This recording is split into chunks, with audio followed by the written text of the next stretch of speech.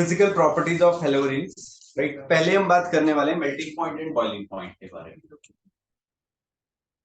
First है melting and boiling point के बारे में, राइट। ठीक है जी। अब बॉइलिंग पॉइंट के बारे में पहले हम बात करते हैं, फिर मैं आपको मेल्टिंग पॉइंट और बॉइलिंग पॉइंट दोनों के बारे में यहाँ पे आपको बता दूंगा। ठीक है जी। तो फर्स्ट क्या करने वाले हैं, मेल्टिंग पॉइंट के बारे में, सॉरी बॉइलिंग पॉइंट के बारे में बात करते हैं। सपोज करो हमने यहाँ पे ये हेलोबेंजीन लिया था, यहाँ पे क्लोरीन ले लिया, यहाँ पे ब्रोमीन ले लिया, और यहाँ पे मैंने क्या किया, आयोडीन ले लिया। तो इस केस में क्या हो रहा है, जो साइज है मॉलिक्यूल का, क्लोरीन का साइज छोटा है, ब्रोमीन का साइज बड़ा है, आयोडीन का साइज क्या है और बड़ा हो रहा है। तो उसकी वजह से वेंट्रल फोर्सेस बढ़ेंगी, जिसकी वजह से क्या होगा, जो बॉइलिंग पॉइंट है वो हमारे कीप्स ऑन इंक्रीजिंग। ठीक है, मैं यहाँ पे वैल्यूज भी लिख देता हूँ। यहाँ पे आ जाएगा 358, उसके बाद 405, और उसके बाद आ गया 429। क्लियर हो गया। और यहाँ पे हमने फ्लोरीन भी लगा दिया। अब फ्लोरीन के केस में इसका जो बॉइलिंग पॉइंट है, सॉरी फ्लोरीन 58, ये दिस इज फॉर फ्लोरीन। ये फ्लोरीन हो गया, क्लोरीन हो गया, ब्रोमीन हो गया, और लास्ट में आ गया हमारा आयोडीन। तो ये 358, 405, 429 एंड 462। जैसे जैसे साइज बढ़ता जा रहा है वैसे वैसे क्या हो रहा है, हमारा बॉइलिंग पॉइंट जो है इंक्रीज करता हुआ चला जाएगा।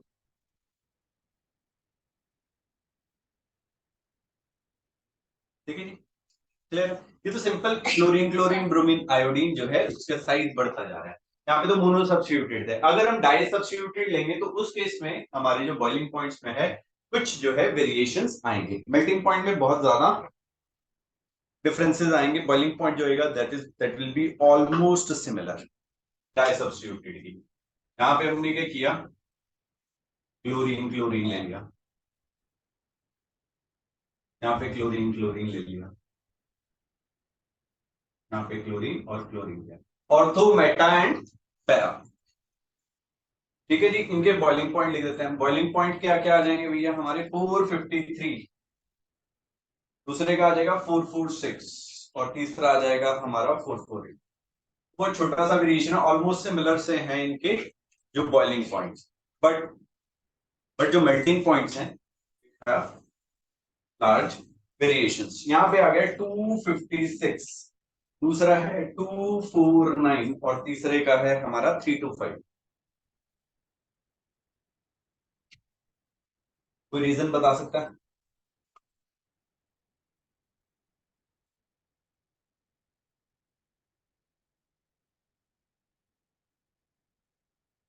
हाँ फिर उसमें सिमेट्रिकल है ना। सिमेट्रिकल है, गुड। तो इसका सिमेट्रिकल हो गया, very good, but explanation, exactly explanation क्या हुआ? हाँ जी।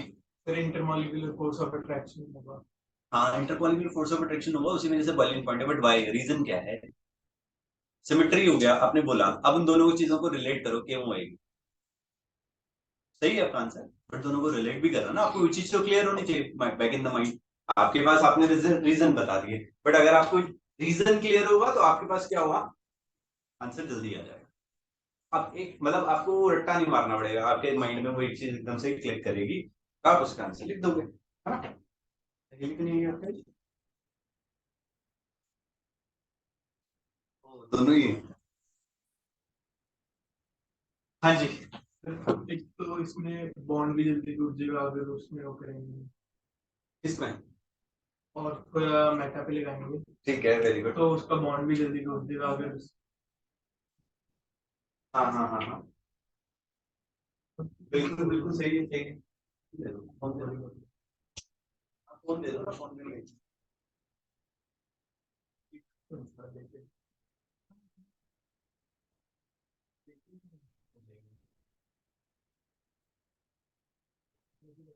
ठीक है।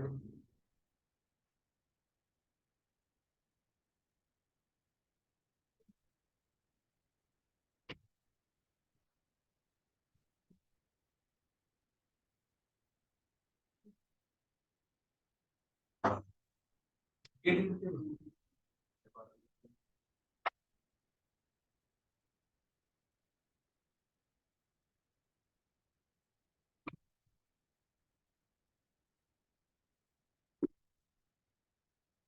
ओके, चलिए। तो देखो आप लोगों के बड़े आंसर काफी हद तक सही हैं। अब सपोज करो हमने क्या किया, सॉलिड है, कोई भी चीज सॉलिड है, राइट। कोई भी चीज को तोड़ना है, मेल्टिंग पॉइंट में अगर हम यहाँ पे बात कर रहे हैं, सॉलिड से कोई चीज किस पे कन्वर्ट होती है, लिक्विड में, ठीक है जी। और वो उनके फोर्सेज ऑफ इंटरेक्शन के ऊपर डिपेंड करेगी। सपोज करो एक सिंपल सी कहानी बताते हैं हम लोग, ठीक है। एक हम लोगों ने दीवार बनाई, दो दीवारें बनाई, एक किसी है ना, मतलब एक्सपीरियंस मिस्त्री ने बनाई, जिसने क्या किया ईंटें जो हमारे घर बनाते हैं, है ना। और एक हमने बनाई ना, जिसमें हमने क्या किया, गैप्स बीच में छोड़ दिए होंगे। या आपने वो वाली दीवारें भी देखी हैं जो हमारे घर के पीछे बनी होती है, जिसके अंदर बीच में होल्स होते हैं, जिनके थ्रू ना एयर पास हो सकती है। तो कौन सी वाली दीवार पे चढ़ते हुए आपको डर लगेगा, जिसमें स्पेसिस हैं, क्योंकि पता है कि वो कच्ची है। मतलब उसका जो क्रिस्टल लैटिस है वो क्या है, वीक है। उसके टूटने के चांसेस क्या होंगे, जल्द ज्यादा होंगे, है ना, उसमें स्पेसेस ज्यादा होंगे। अब सपोज करो हमने इसे प्लेस किया, अब एक मॉलिक्यूल ये था, इसके बाद दूसरा वाला स्पेस, इसके बीच में काफी ज्यादा स्पेस आएगा, फिर तीसरा आएगा तो उसके बाद भी स्पेस आएगा। अब हमको दे देते हैं, है ना। सपोज करो मनी ने क्या किया, है ना, कहते ग्रुप स्टडी करेंगे, मनी ने बोला ठीक है, और बुलाया भाई किस किस को, ऋषभ को, बुध को बुला लिया, है ना। अब ऋषभ कहता है यार, अब है तो बेचारे के पास एक ही रूम है ना, एक ही बेडरूम लगा होता है, ज्यादा तो लगाते नहीं हम लोग, है ना। तो एक बेड लगा हुआ था, तीनों रात को है ना, 2 बजे 3 बजे 4 बजे थक गए तो चल भाई सो जाते हैं। अब ऋषभ कहता है कि भाई मेरे को तो ऐसे है ना बाजू करके सोने की आदत है। तो क्या हुआ, वो तीनों आ जाएंगे बेड पे, नहीं आएंगे शायद। नीचे गिरा देंगे, बट नहीं है नीचे नहीं गिराना, ठीक है ना। तो क्या हुआ, काफी चांसेस क्या होगा, बहुत मुश्किल होगी, ठीक है। अब सुबोध भी अड़ गया, कहता है मेरे को तो टांगे है ना, अरे अरे टांगे इसलिए टांगे निकाल, मैं ऐसे करके सोऊंगा, है ना। तो उस केस में क्या हुआ, स्पेस जो है ना, मतलब यहाँ पे पूरे बेड पे तीनों को आना ऑक्यूपाई करना बड़ा टफ हो जाएगा, राइट। और तीसरे केस में क्या हुआ, हमने क्या किया, बोला भैया तीनों सीधे सीधे करके सो जाओ और इजीली बेड पे आ जाओगे, ठीक है जी। क्लियर हुआ। अब इस केस में क्या हुआ, जो स्पेसिस थे वो इनके बीच में इंटरमॉलिक्यूलर जो डिस्टेंसेस थे वो कम थे, बिकॉज ऑफ सिमेट्री, सिमेट्री की वजह से क्या हुआ, और उन्होंने बोला कि फोर्स ऑफ इंटरेक्शन ज्यादा होंगे।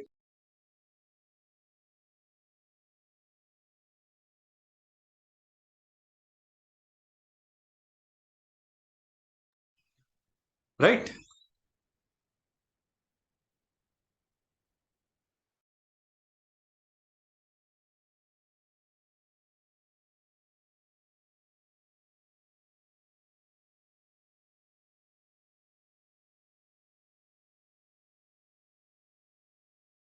सिमेट्री, ये हमारा इसका जो मेल्टिंग पॉइंट है वो ज्यादा रहने वाला है, ठीक है। क्योंकि force of interaction crystal lattice के ऊपर डिपेंड करता है। कोई भी चीज सॉलिड है उसके अंदर एक लैटिस बनेगा, क्रिस्टल लैटिस, उसके अगर बीच में फोर्सेस ऑफ इंटरेक्शन स्ट्रांग है तो उसका मेल्टिंग पॉइंट ज्यादा होगा, राइट।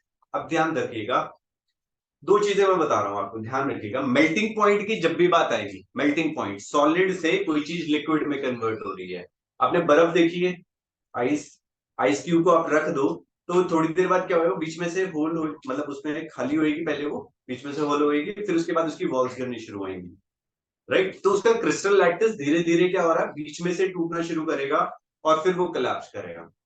NaCl का जो क्रिस्टल लैटिस है वो भी ऐसे ही टूटता है, बट जहां पे फोर्स ऑफ अट्रैक्शन ज्यादा होएगा, फोर्सेस ऑफ इंटरेक्शन ज्यादा होंगे, तो वो वाला उसका क्रिस्टल लैटिस इजीली नहीं टूटेगा, ठीक है जी। क्लियर है। तो वो क्रिस्टल लैटिस की स्ट्रेंथ के ऊपर डिपेंड करेगा मेल्टिंग पॉइंट। अब हम बॉइलिंग पॉइंट की बात करते हैं। बॉइलिंग पॉइंट में क्या होता है, कोई भी चीज लिक्विड से गैशियस फेज में जाएगी, कोई भी चीज लिक्विड फेज से गैशियस फेज में जा रही होगी, चीज समझ में आती है, किसी कोई कंफ्यूजन है। अब लिक्विड में क्या होता है, फोर्सेस ऑफ इंटरेक्शन स्ट्रांग होते हैं। अगर वहां पे हाइड्रोजन बॉन्डिंग हो सकती है, डाइपोल डाइपोल इंटरेक्शन हो सकते हैं, या उनके बीच में वेंडरवेल फोर्स होंगे, तीन चीजें रहेगी। अब मैं तीन मॉलिक्यूल्स ही लेके बात करूंगा यहाँ पे। हमने पहला क्या लिया, वाटर लिया, दूसरे केस में हमने क्या लिया, एसीटोन ले लिया, और तीसरे केस में हमने क्या किया, कोई भी हाइड्रोकार्बन लिया। वाटर वाटर के बीच में हाइड्रोजन बॉन्डिंग होती है, और वाटर को अगर हम हाथ पे रखते हैं तो वो बहुत धीरे धीरे हमारा इवेपोरेट होता है, पहली चीज, ठीक है, वहीं अगर हम एसीटोन रखते हैं, एसीटोन सबने यूज किया है, मम्मी का नेल पेंट होता है, आप लोग भी लगा के उन्होंने लगाई हुई है ना, है ना।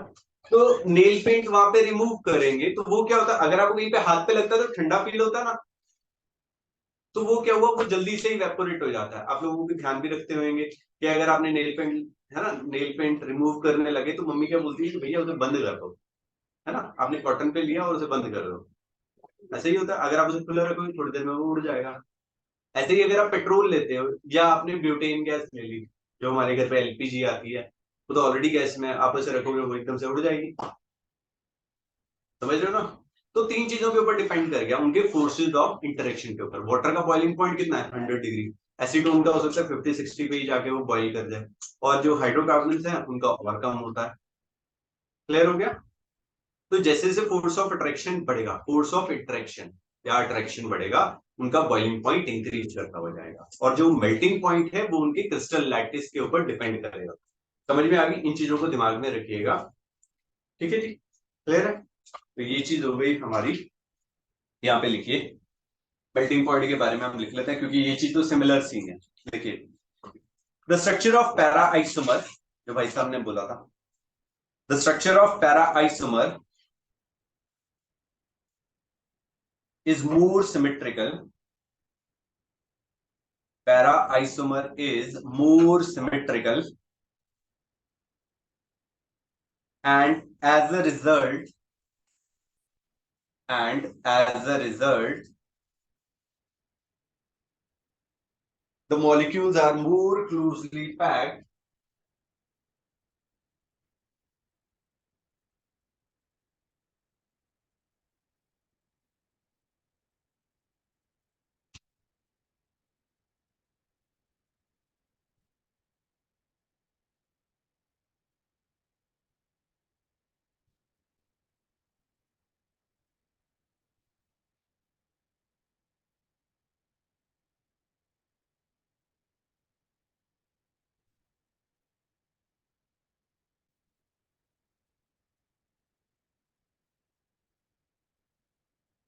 Okay, the structure of para isomer is more symmetrical, and as a result, the molecules are more closely packed in solid state, more closely packed in solid state than the corresponding ortho and than the corresponding ortho and meta isomers. Corresponding ortho and meta isomers. The attractive forces are more. The attractive forces are more, resulting in higher melting points.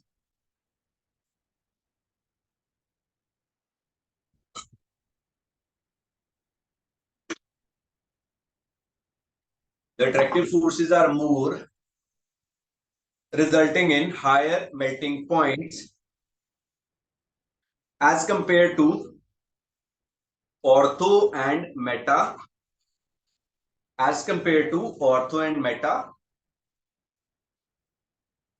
dichlorobenzene. Dichlorobenzene. Right, clear है, समझ आ गया। ठीक है जी, तो ये हो गया melting and boiling point. Second लिखिए सॉल्युबिलिटी। सेकंड पॉइंट है physical property which is solubility. ठीक है, अब देखो यहाँ पे हमने हेलो एल्केन्स पढ़ा था, हेलो एल्केन्स जो थे वो सॉल्युबल नहीं थे।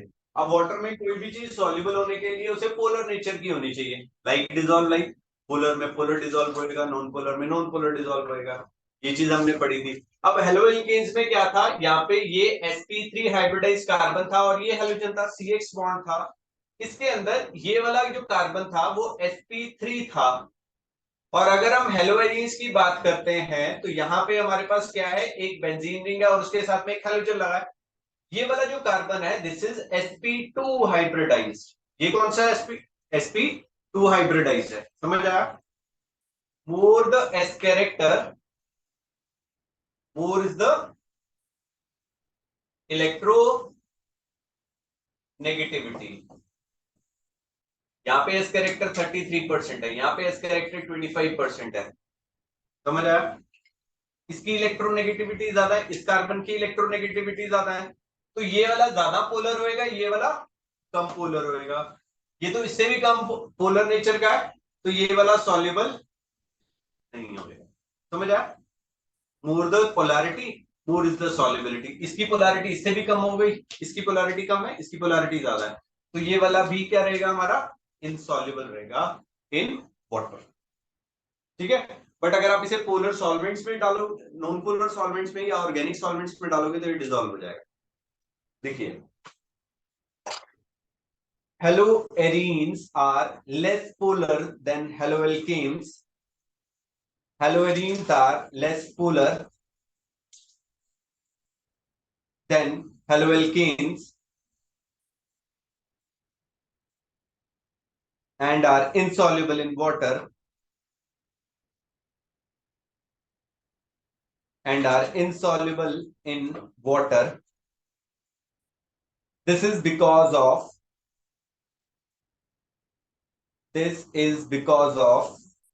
lack of hydrogen bonding.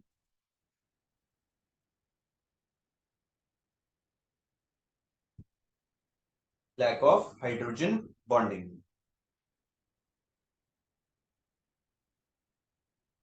So haloarenes are, next line में लिखिए, haloarenes are less soluble, sorry, are soluble in inorganic solvents, soluble in organic solvents of low polarity, such as benzene, ether, chloroform,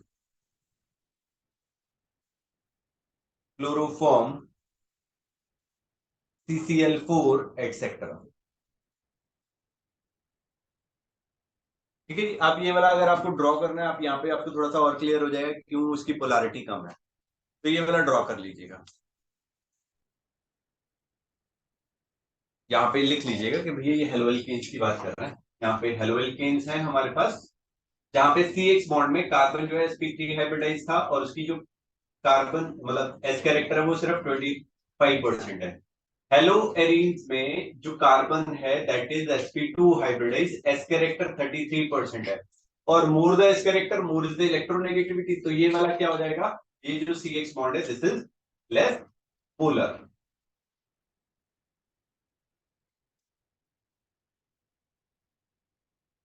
क्योंकि polarity के लिए क्या होना चाहिए था, electronegativity difference large होना चाहिए था।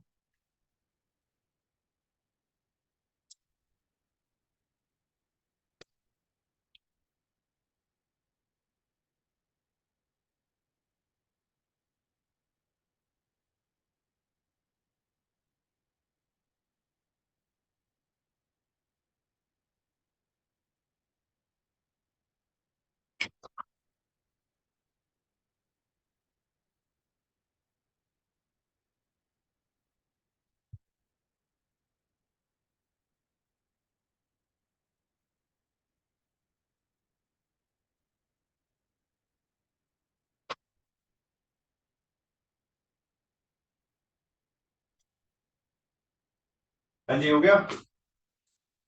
चलिए नेक्स्ट टॉपिक लिखिए, डेंसिटी। डेंसिटी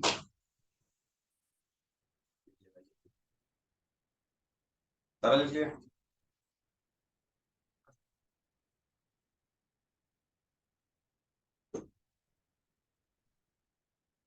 ओके, डेंसिटी की बात करते हैं। अब इसमें क्या होगा, डेंसिटी डेंसिटी किस चीज के ऊपर डिपेंड करती है, density is equal to mass by volume. ठीक है? अगर हमारा मास बढ़ेगा, मास कैसे बढ़ेगा, सब में बेंजीन रिंग तो है ही है, तो मास किस चीज के ऊपर डिपेंड करने वाला है कि वहां पे हैलोजेंस लगे हैं। क्लोरीन का साइज छोटा होएगा और उसका मॉलिक्यूलर मास भी क्या होगा, कम होगा, एटॉमिक मास या मॉलिक्यूलर मास कम होगा। जैसे जैसे हम डाउन द ग्रुप जाएंगे एटॉमिक मास बढ़ेगा तो डेंसिटी जो है वो इंक्रीज हो जाएगी, right? Haloarenes are heavier than water. haloarenes are heavier than water,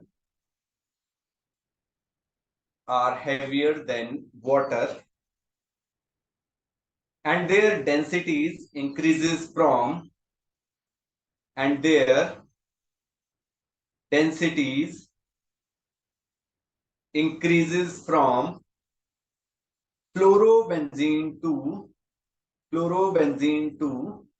idobenzene, from fluorobenzene to idobenzene.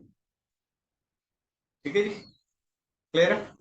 चलो नेक्स्ट लिखिए chemical properties of haloarene.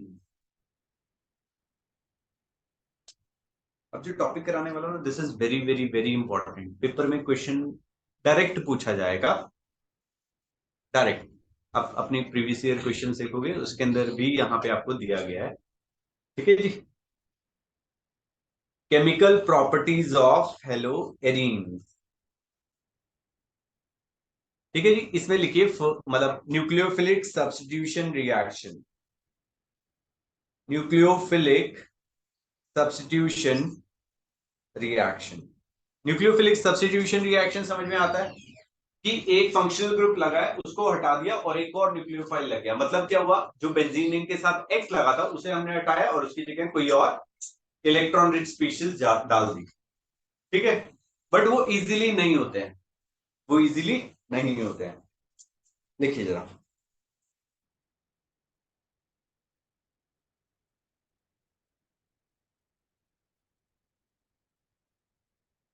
Haloarenes are less reactive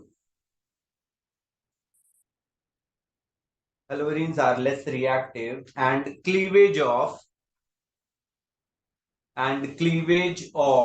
CX bond is quite difficult,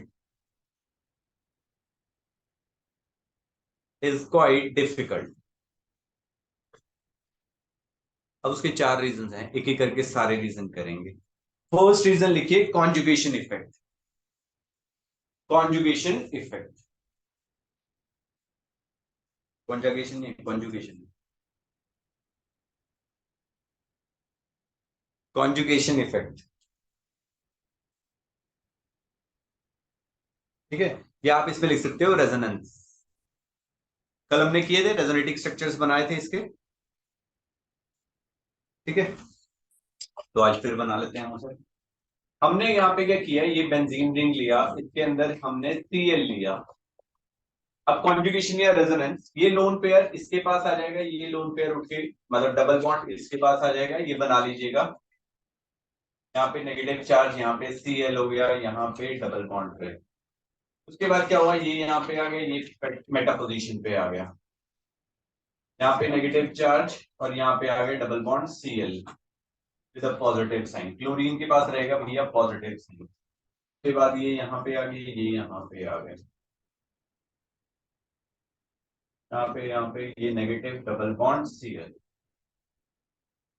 ये यहाँ पे आ गए, ये double bond उठ के वापस इसके बाद चला जाएगा, यहाँ पे आ गया Cl। राइट, अभी क्या हुआ, डीलोकलाइजेशन हुआ किसका, लोन पेयर का Cl की, जिसकी वजह से क्या हुआ, there is presence of partial double bond character. बना लीजिए पहले इसे, फिर लिखवाता हूँ।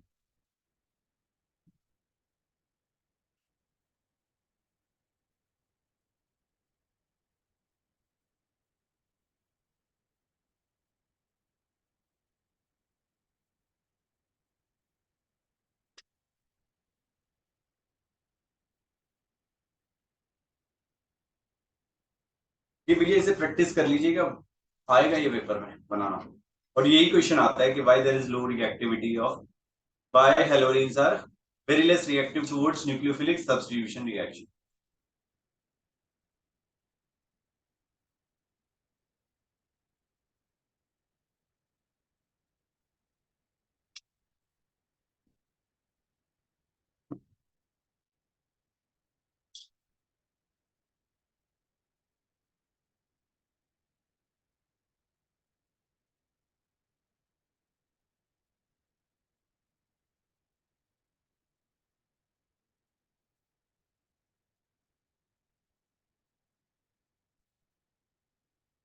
why halogens are very less reactive towards the nucleophilic substitution reaction. First हमने लिख दिया यहाँ पे conjugation effect. देखो चीजें क्या होती है पेपर में समझना, पेपर को चेक करने में हार्डली 2 या 3 मिनट लगेंगे आपके, और आपने अगर जो चीजें वहां पे लिखने की बजाय ये चीज बनाई होगी वो आपको टिक करके छोड़ देगा, वो आपने वर्डिंग में कुछ भी लिखा उससे उसे कोई मतलब नहीं होगा, ठीक है।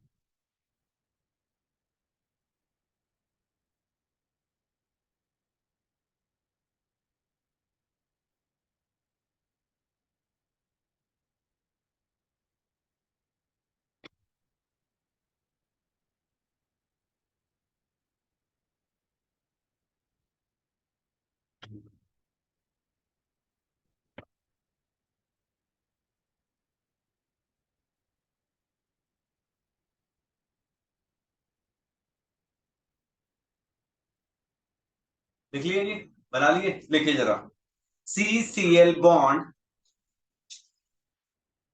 CCl bond acquires a partial double bond character. CCl bond acquire, require नहीं, acquires a partial double bond character, partial double bond character due to resonance. ऐसा बना दीजिएगा वहां पे CCl के बीच में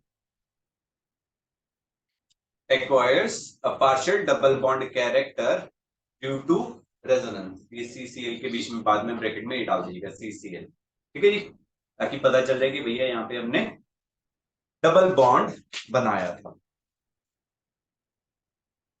अब जब डबल बॉन्ड हो गया उसकी वजह से क्या हुआ, उसकी बॉन्ड लेंथ क्या हो जाएगी, छोटी हो जाएगी, ठीक है जी। अभी हम लोग क्या करते हैं, इनके पास पेंसिल है ये वाली, अगर मैं इसे तोड़ना चाहूँ तो टूट जाएगी इजीली, बट अगर इसको और छोटा पार्ट हो गया तो उसके बाद मेरे लिए तोड़ना क्या हो जाएगा, मुश्किल हो जाएगा, है ना। क्लियर हो गया, तो यहाँ पे लिखिए due to partial double bond character,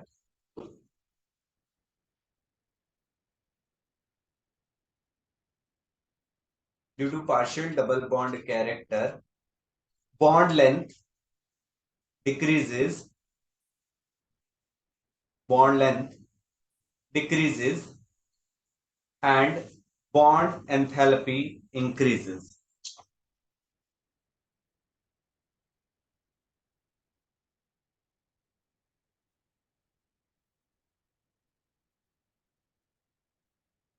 ये लिख लीजिएगा, bond length is inversely proportional to bond enthalpy.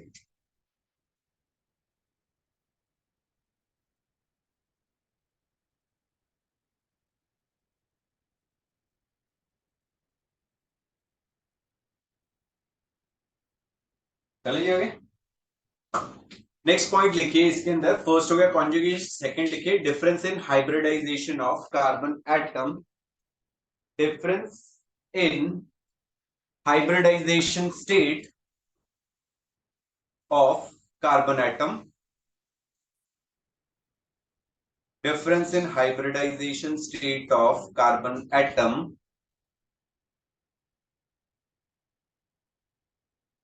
carbon atom in CX bond.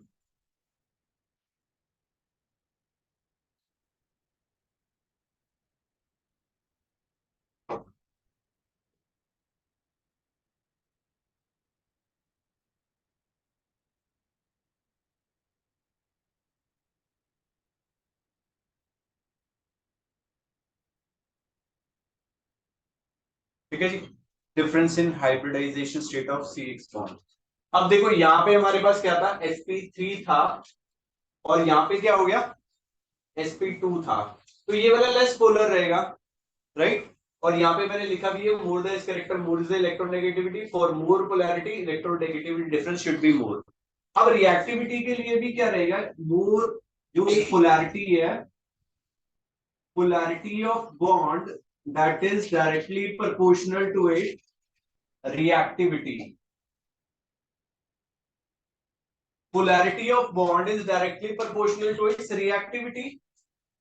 यहाँ पे पोलैरिटी ज्यादा है तो इसकी रिएक्टिविटी ज्यादा रहेगी, यहाँ पे पोलैरिटी कम है तो रिएक्टिविटी क्या रहेगी, कम रहेगी। समझ आ गया? लिखिए जरा। In haloalkanes, in haloalkanes the carbon atom of the CX bond is sp3 hybridized.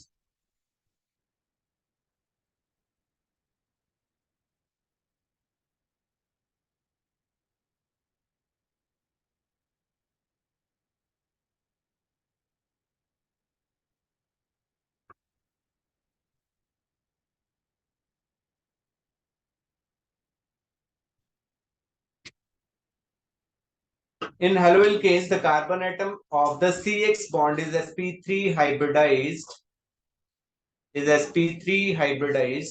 while in haloarenes,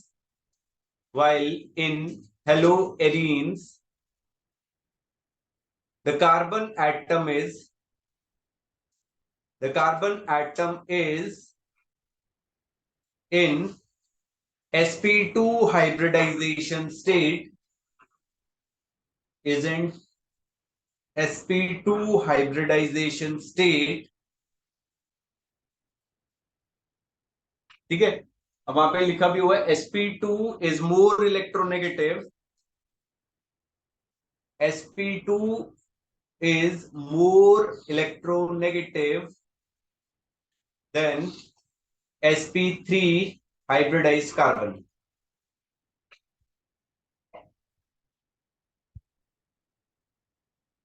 More electronegative than the sp3 hybridized carbon atom. Carbon दीदी देन था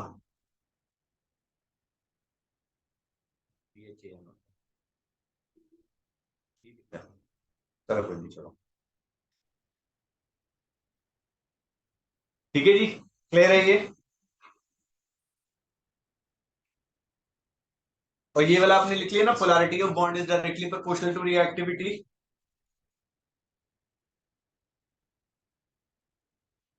नेक्स्ट लिखिए polarity of C X bond. Okay, polarity वाला फिर करेंगे, polarity of C X bond.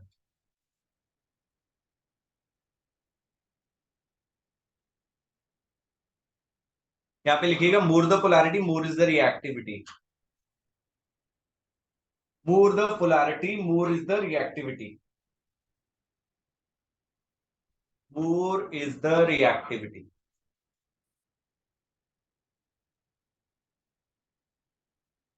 यहाँ पे लिखिए dipole movement of CCl bond, dipole movement of CCl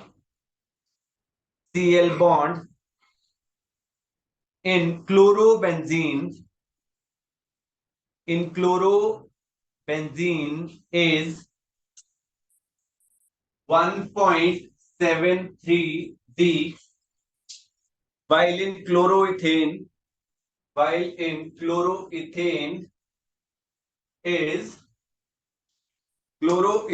is 2.05 D, 2.05 D।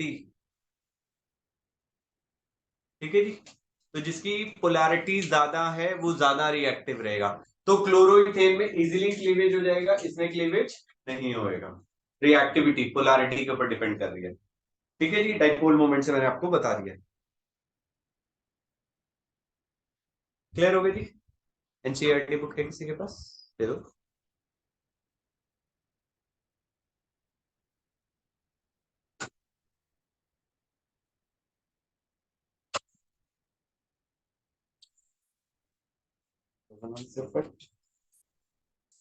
Second हो गया हमारा डिफरेंस इन हाइब्रिडाइजेशन। एक और लिखिए instability of phenyl cation. Next point लिखिए इसमें instability of phenyl cation, instability of phenyl cation.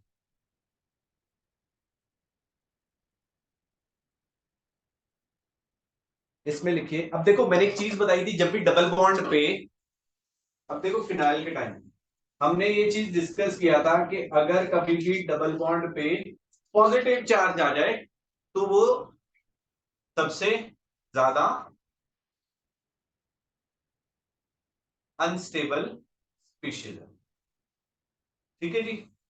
पहले बताया था डबल बॉन्ड पे, याद हो आप लोगों को, हमने मैकेनिज्म कर रहे थे जब मैंने आपको पहले वाली चीजें कराई थी, उसके अंदर बताया था कि जहां पे भी डबल बॉन्ड पे पॉजिटिव चार्ज आ रहा है वो दुनिया का सबसे अनस्टेबल कंपाउंड है। तो यहाँ पे अगर ये देखो, अगर बेंजीन रिंग के साथ में यहाँ पे एक्स लगा है, अगर ये बॉन्ड तोड़ दिया तो एक्स पे नेगेटिव चार्ज है और ये वाला किसमें कन्वर्ट हो जाएगा, इसमें। तो मतलब फिनाइल केटायन बनेगा, फिनाइल केटायन बनेगा ही नहीं। अगर फिनाइल केटायन बनेगा ही नहीं तो SN1 रिएक्शन हमारी यहाँ पे नहीं होगी, क्योंकि SN1 में हमने पढ़ा था कार्बोकेटायन बनेगा। अब ये पॉसिबल ही नहीं है तो SN1 रिएक्शन रूल्ड आउट हो जाएगी। देखिए पुराने वाला बहुत सारा काम था, तभी बोलता था 5-5 बार लिख लेना, याद रहेगा। कोई बात नहीं, रट्टे मारना। In case of haloarenes, the phenyl cation formed, the phenyl cation formed, phenyl cation formed as a result of, as a result of self ionization will not be stabilized by, will not be stabilized by resonance, will not be stabilized by resonance, and therefore SN1 mechanism is ruled out. SN1 mechanism is ruled out. ठीक है, एक और point लिख लीजिएगा, because of possible, next point लिखिए, because of possible repulsion. Fifth point बना लीजिएगा इसे, because of possible repulsion.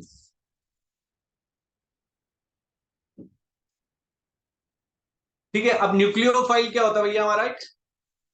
Nucleophile क्या होता है?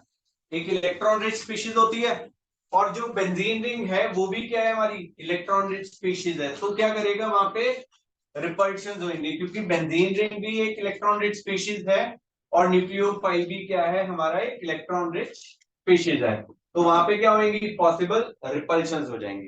लिखिए जरा ये, the electron rich nucleo due to possible, क्या लिखा है, because of possible repulsion it is less likely, it is less likely for likely for the electron rich nucleophile to approach to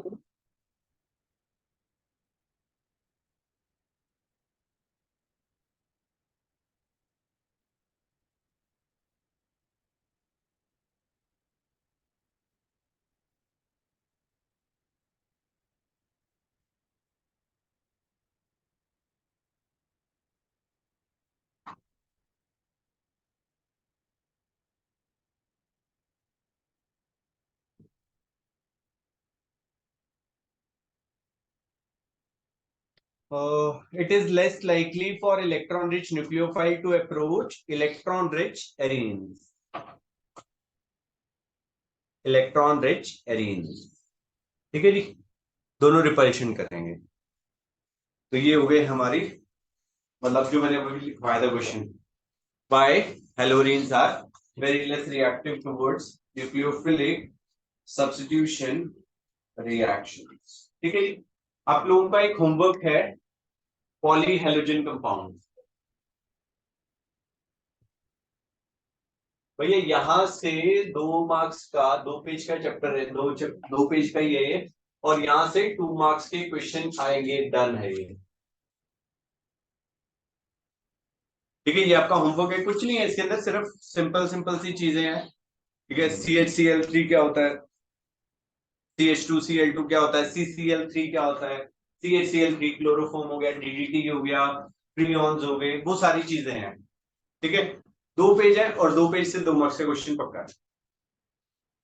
आप प्रीवियस ईयर के question अभी आप देखोगे, आपके पास book है, अगर आप उसमें देखोगे तो आपको हर बारी क्वेश्चन मिलेगा ही मिलेगा ही। ठीक है, फिक्स है ये कि भैया आएगा ही आएगा।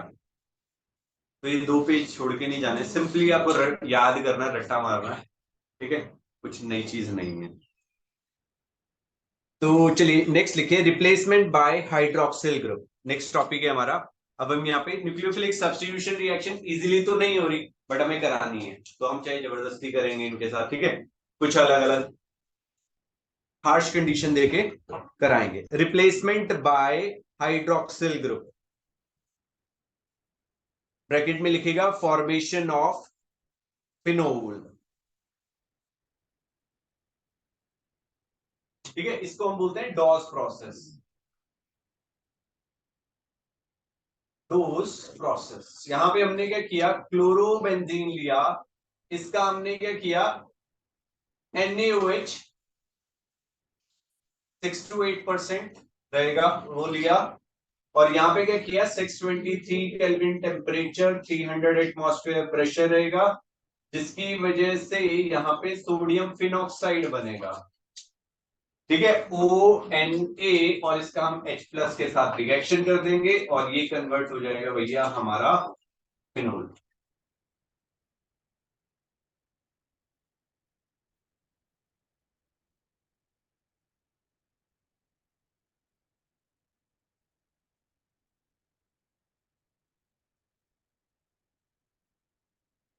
ठीक है जी, दिस द क्लोरोबेंजीन, इसका हमने NaOH 6 to 8% के साथ हीट किया एट 623 केल्विन, 300 एटमॉस्फेयर प्रेशर, तो ये सोडियम फिनेट या सोडियम फिनॉक्साइड में कन्वर्ट होएगा। और यहां से हमने इसका एसिडिक मीडियम में किया।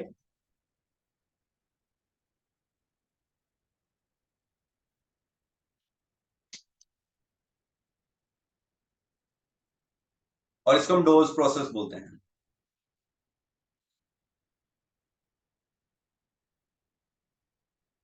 ठीक है जी, अब यहाँ पे हमें हार्श कंडीशन चाहिए थी। अगर यहाँ पे मेरे पास RX होता, सपोज करो हेलोइल्केन्स होते, उसको मेरे को करना होता NaOH या KOH के साथ एक्वस सोल्यूशन के साथ मैं डायरेक्टली रिएक्शन करता और ये ROH के अंदर कन्वर्ट हो गया। बट यहाँ पे मेरे को क्या करना पड़ा, 623 केल्विन, 300 एटमॉस्फेयर प्रेशर, NaOH, ताकि ये जो डबल बॉन्ड बन रहा था ना यहाँ पे, उसे तोड़ने के लिए, there is presence of partial double bond character, तो उसे तोड़ने के लिए हमें वहां पे एनर्जी की जरूरत पड़ी थी। समझ आ गई? ठीक है, चलिए चले जी आगे। नेक्स्ट लिखिए, रिप्लेसमेंट बाय अमाइनो ग्रुप।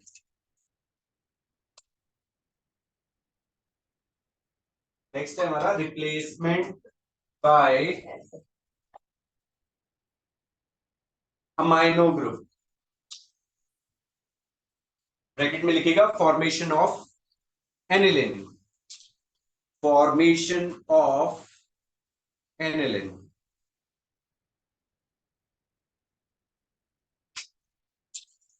तो इसके लिए भैया हमने क्या किया, यहाँ पे क्लोरोबेंजीन लिया, 2 मॉलिक्यूल्स ऑफ क्लोरोबेंजीन लिया, इसका हमने क्यूप्रिक ऑक्साइड के साथ Cu2O के साथ रिएक्शन किया एंड अमोनिया के साथ 2NH3 के साथ।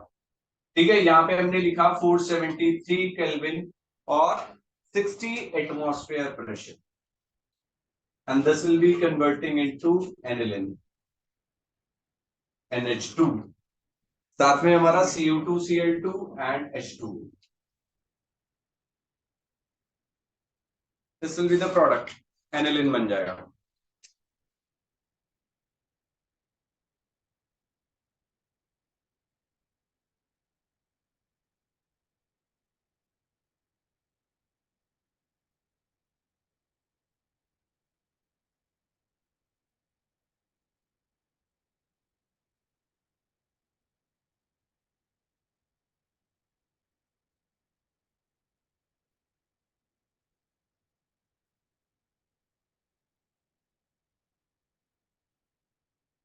ठीक है जी, क्लियर है?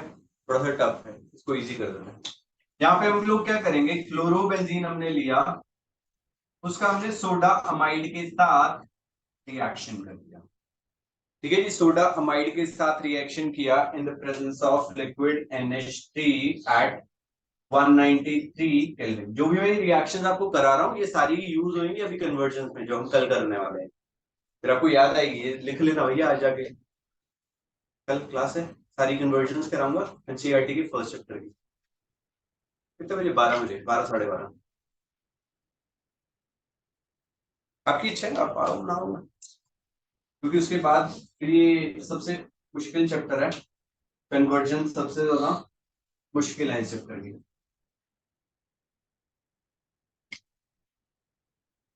क्योंकि इसके बाद आपकी +1 शुरू हो जाएगी, फिर आपको टाइम लगेगा नहीं, तो आप देखते रहना, +2 की रिविजन रहेगी सर। यही वाला होगा।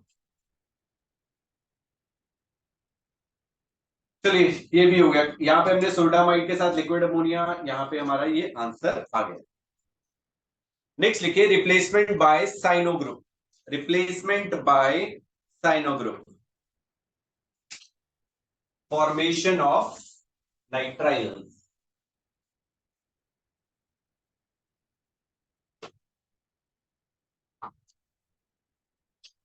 रिप्लेसमेंट बाय साइनो ग्रुप,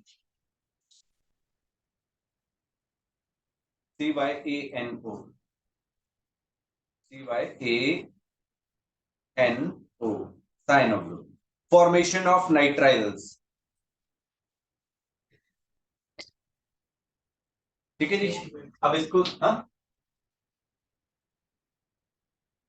यहाँ पे हमारे पास क्लोरीन था, इसका हमने क्यूप्रस साइनाइड के साथ रिएक्शन कर दिया इन द प्रेजेंस ऑफ पिरिडीन, और ये हमारा कन्वर्ट हो जाएगा CN के अंदर, नाइट्राइल्स के अंदर, C triple bond N, and यहाँ पे हो जाएगा हमारा CuBr, और 473 केल्विन टेम्परेचर है।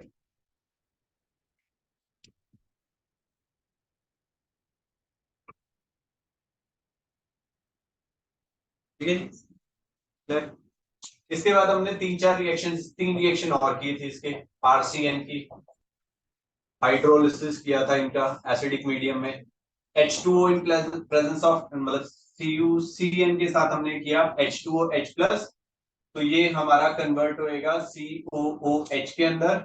आपने हाइड्रोलिसिस कर दिया इन द बेसिक मीडियम, तो ये हमारा कन्वर्ट हो जाएगा PONH2 में, और अगर आपने यहाँ पे sodium in presence of alcohol कर दिया तो ये 4H देगा, NDS रिएक्शन बोलते हैं हम इसे, और ये कन्वर्ट हो जाएगा हमारा CH2NH2 के अंदर। ये हम पहले भी डिस्कस कर चुके हैं रिएक्शन।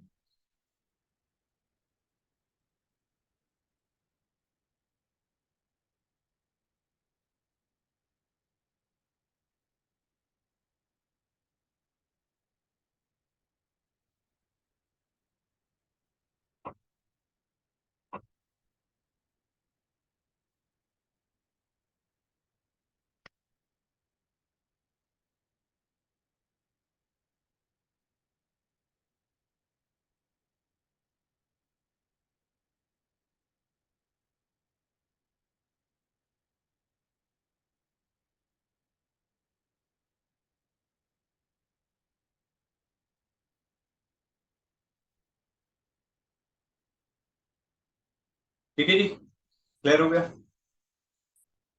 बना लीजिएगा। नेक्स्ट हम लिखेंगे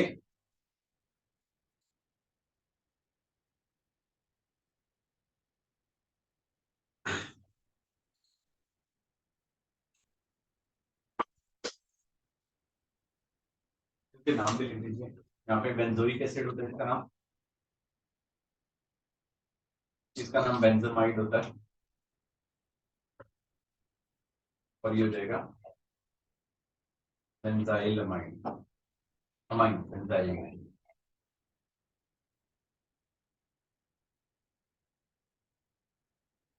लिख लिया भाइयों? नेक्स्ट टॉपिक लिखिए, effect of substituents.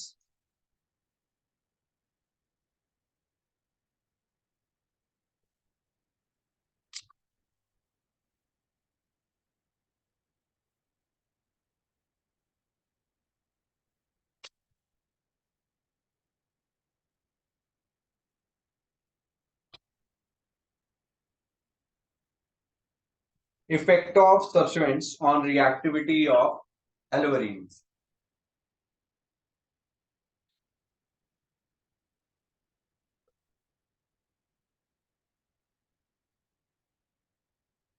Effect of substituents on the reactivity of haloarenes. Effect of substituents on the reactivity of haloarenes.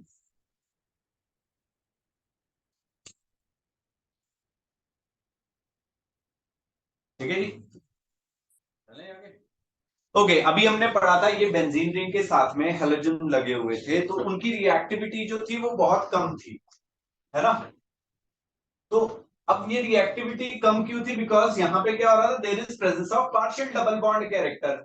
अगर हम इसके साथ कोई भी इलेक्ट्रॉन विड्रॉइंग ग्रुप लगा देते हैं, सपोज करो हमने यहाँ पे इसके साथ में कोई भी इलेक्ट्रॉन विड्रॉइंग ग्रुप लगा दिया बेंजीन रिंग के साथ में, which is more pronounced at ortho and para position। हमने वो किए थे, रेजोनेटिंग स्ट्रक्चर बनाए थे, तो हमने देखा था ऑर्थो एंड पैरा पोजीशन पे क्या हो रहा था, नेगेटिव चार्जेस आ रहे थे, अभी भी बनाए थे भाई, ठीक है। तो ऑर्थो एंड पैरा पोजीशन पे नेगेटिव चार्जेस आ रहे थे, और ये जो इलेक्ट्रॉन विड्रॉइंग ग्रुप है ये क्या करेंगे, इलेक्ट्रॉन्स को पुल कर लेंगे फ्रॉम द बेंजीन रिंग, जिसकी वजह से क्या होगा, जो ये डबल बॉन्ड बना हुआ था, जो CCl बॉन्ड था, वो वीक हो जाएगा। जब वो वीक होएगा इजीली टूट जाएगा, और रिएक्टिविटी क्या करेगी, इंक्रीज करेगी। समझ आया? तो जितने ज्यादा ऐसे ग्रुप रहेंगे ऑर्थो एंड पैरा पोजीशन पे, रिएक्टिविटी इंक्रीज करते हुए चली जाएगी। चलिए लिखिए,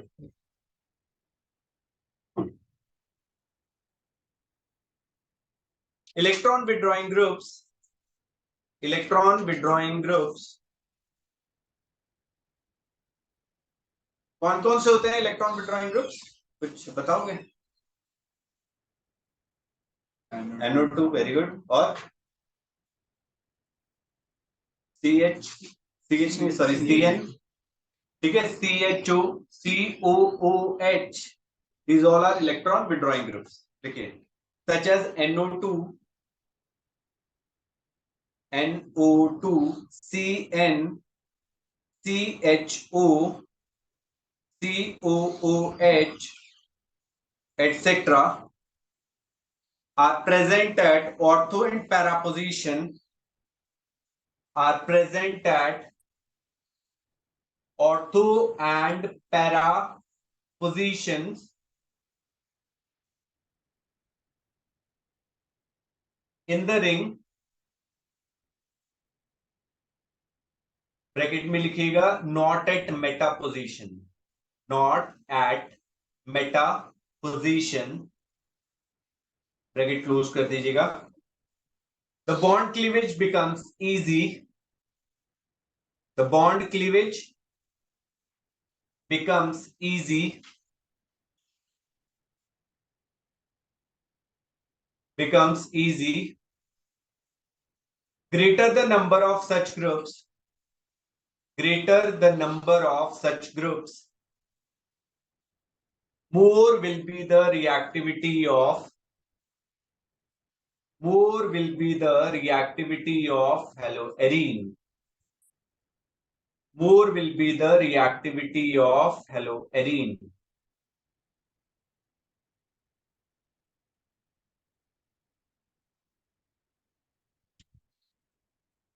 ठीक है जी, अब देखो यहाँ पे हम लोग कुछ रिएक्शंस लिख रहे हैं जिससे आपको रिएक्टिविटी का पता चल जाएगा। देखो ये क्या कर रहे हैं, जो इलेक्ट्रॉन विड्रॉइंग ग्रुप्स होता है ना, ये क्या करेंगे, इलेक्ट्रॉन, अब बेंजीन रिंग है, benzene ring is an electron rich species, क्योंकि इसके पास क्या है, मल्टीपल डबल बॉन्ड है।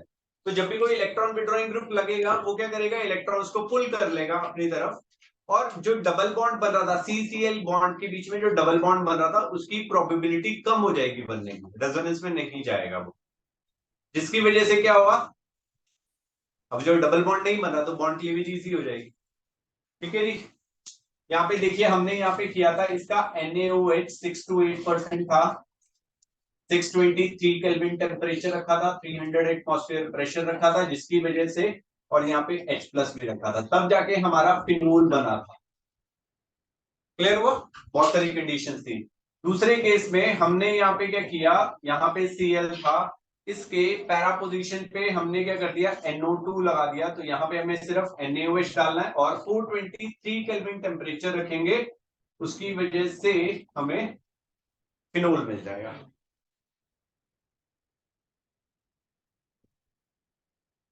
ठीक है साहब। अब उसके बाद तीसरे कंडीशन में हमने क्या किया, ऑर्थो एंड पैरा पोजीशन दोनों पे हमने NO2 ग्रुप लगा दिए।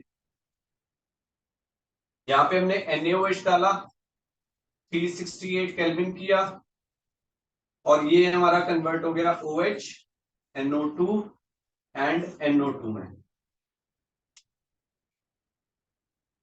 ठीक है जी। और तीसरे केस में हमने क्या किया, यहाँ पे Cl था, यहाँ पे NO2 लगा दिया, ऑर्थो पे, पैरा पे, और फिर से ओर्थो पे। यहाँ पे हमने सिंपली वाटर के साथ वार्म कर दिया, H2O डाला और साथ में हमने क्या किया, इसे वार्म कर दिया। तो ये हमारा किसमें कन्वर्ट हो जाएगा, 2,4,6 ट्राइनाइट्रोफिनोल में। 2,4,6 ट्राइनाइट्रोफिनोल में, इसे हम पिक्रिक एसिड भी बोलते हैं।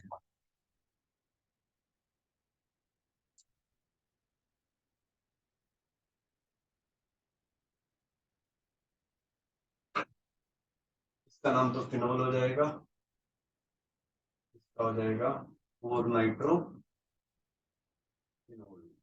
इसका नाम हो जाएगा 2,4-डाइनाइट्रोफिनोल।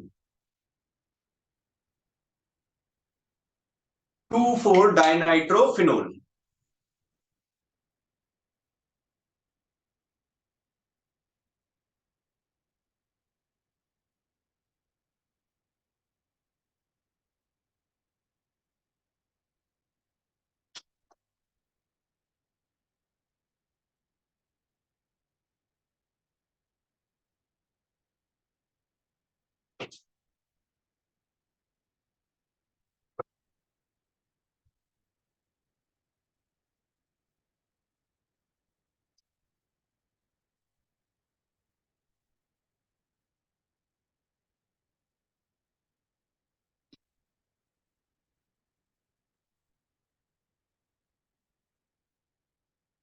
टेस्ट रह गए, टेस्ट किसी भी बुक में नहीं है, तो वो मैं आपको अलग से लिखाऊंगा कि कौन कौन से टेस्ट हमारे हेल्प करेंगे, बुक्स में नहीं दिए गए हैं।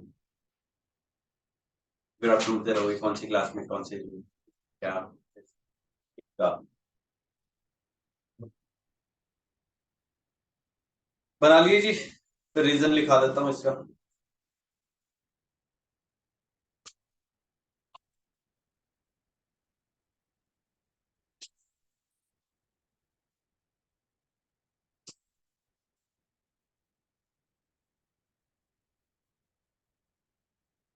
To four six ट्राइनाइट्रोफिनोल।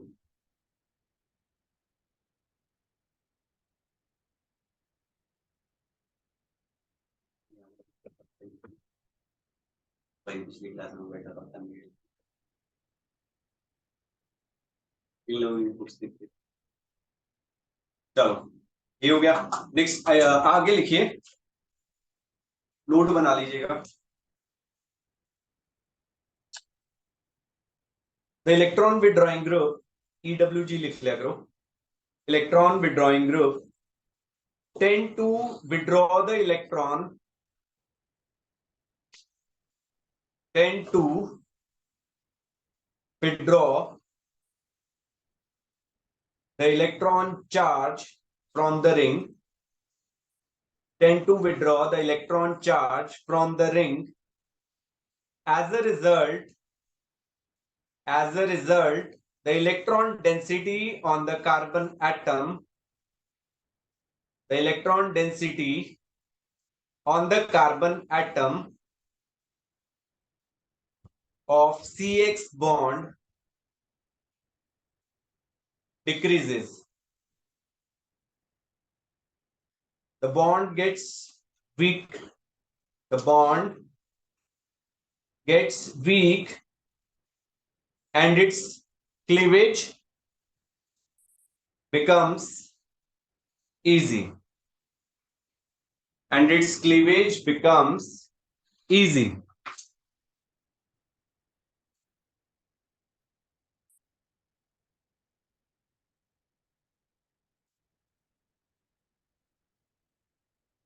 Right, clear हो गया जी।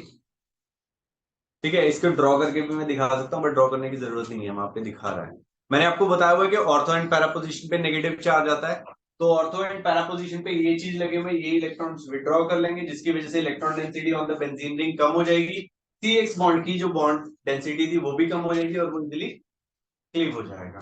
ठीक है, मेटा पोजीशन पे ये काम नहीं करेगा। अगर आप मेटा पोजीशन पे, सपोज करो हमने यहाँ पे मेटा पोजीशन वाला ले लिया, यहाँ पे हम लोग करते हैं, ये मैंने बेंजीन रिंग लिया Cl और यहाँ पे मेटा पोजीशन पे NO2 ग्रुप लगा दिया, तो सेम कंडीशन चाहिए होगी मेरे को यहाँ पे NaOH, वही 6 to 8%, राइट। और यहाँ पे हम लगा देंगे 623 केल्विन, 300 एटमॉस्फेयर प्रेशर। तो सेम कंडीशन लगेंगी भैया। क्यों लग रही है? क्योंकि यहाँ पे NO2 पे ये प्रोनाउंस नहीं है, ये सिर्फ माइनस इंडक्टिव इफेक्ट से इलेक्ट्रॉन खींच पाएगा, बट रेजोनेंस में नहीं जाएगा। ऑर्थो एंड पैरा पे होएगा तो रिएक्टिविटी इंक्रीज करेगी, मेटा पोजीशन पे ये काम नहीं करेगा। चलिए नेक्स्ट लिखते हैं, reaction with metals. Next topic है हमारा reaction with metals.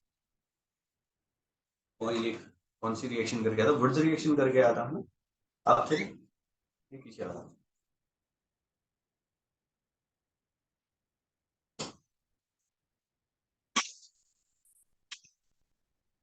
Reaction with metals, first लिखिए reaction with sodium metal. Reaction with sodium metal, यहाँ पे हम दो नेमिंग रिएक्शन करेंगे, एक फिटिक रिएक्शन और एक वुड्स फिटिक रिएक्शन। ठीक है, यहाँ पे वुड्स रिएक्शन वापस से करा दूंगा मैं, ये थोड़ा सा रिलेट कर देंगे हम इसे। हाँ, ठंड लग रही, वो तो मेरे भाई साहब ने 20 पे चलाया है। ओके, अब यहाँ पे देखिए वुड्स रिएक्शन में लिख रहा हूँ, यहाँ पे वुड्स रिएक्शन हमने पहले भी लिखी थी। यहाँ पे एल्काइल हैलाइड था RX plus 2Na plus XR, right. यहाँ पे मैंने बताया था आपको हमें twice the number of carbon atom in alkyl halide. ठीक है, एल्काइल हैलाइड में जितने कार्बन थे उसका डबल कार्बन का हमें हाइड्रोकार्बन मिलेगा। यहाँ पे हमने क्या लिया था? ड्राई ईथर लिया था, और ये बना के देगा हमें RR। एग्जाम्पल ले लेते हैं हम, सपोज करो CH3 CH2 Cl था, उसका हमने 2Na plus Cl CH2 CH3, और ये कन्वर्ट हो जाएगा CH3 CH2 CH2 CH3 में। ठीक है जी, ये क्या बन गया? ब्यूटेन। अब सपोज करो मेरे को ये दिया हुआ था CH3 CHCl CH3 plus 2Na plus Cl CH CH3 CH3, बताइए क्या आंसर बनेगा?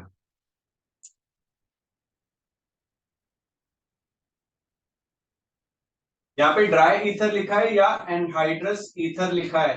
भैया एक ही बात है, कंफ्यूज मत होइएगा।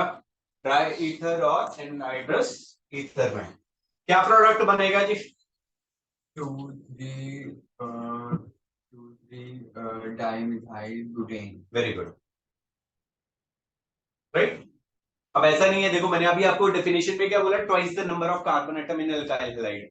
यहाँ पे अगर आप देखोगे तो 3 कार्बन इधर है, 3 कार्बन इधर है, बट जो भाई साहब ने आंसर दिया उसके अंदर अगर आप टोटल कार्बन एटम गिनोगे तो 6 ही है, बट जो पेरेंट चेन है वो छोटी हो जाएगी। यहां से आपने 2NaCl निकाल दिया, और product will be CH3 CH CH3 CH CH3 CH3। Very good Priyanshu ji,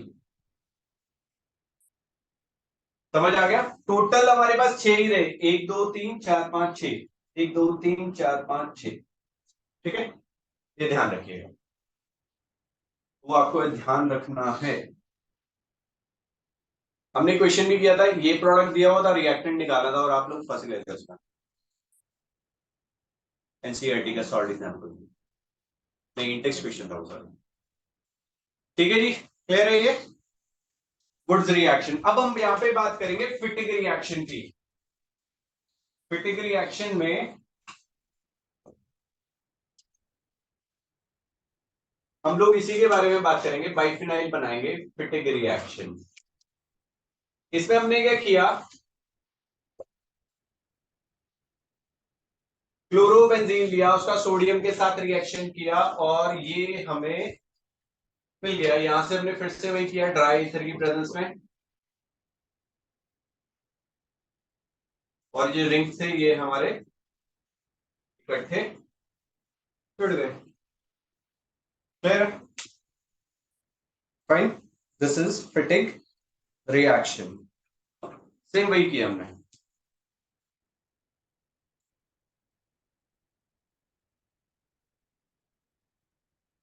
anhydrous ether या ड्राई ईथर, राइट? ओके, इसको बाइफिनाइल बोल देंगे हम।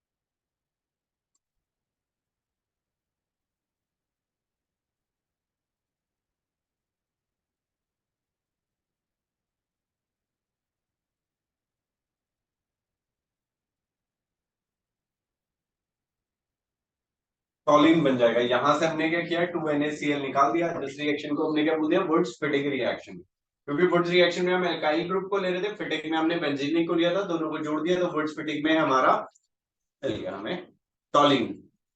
ऐसे कुछ भी प्रोडक्ट हम बना सकते हैं।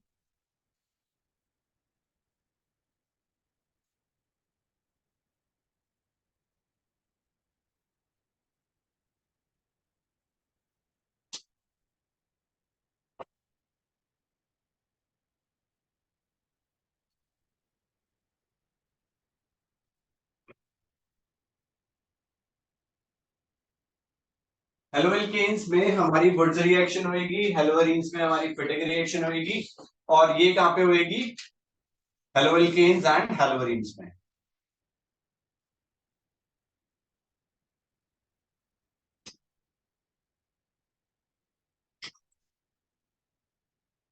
समझ आ गई? ठीक है सर, रिएक्शन एक ही है।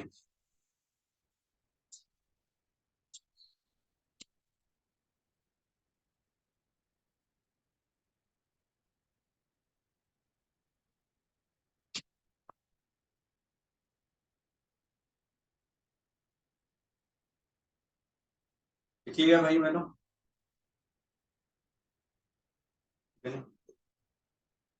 चलिए नेक्स्ट टॉपिक लिखिए, रिएक्शन विद मैग्नीशियम मेटल। अब मुश्किल वाला पार्ट खत्म हो गया, सिंपल वाला पार्ट ही है।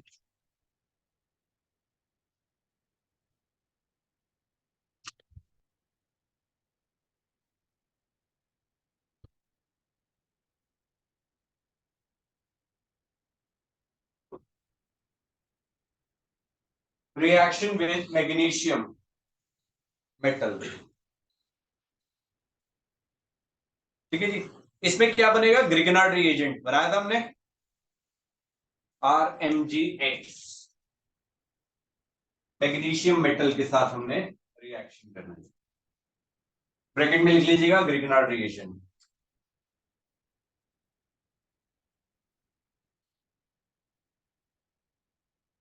Grignard reagent,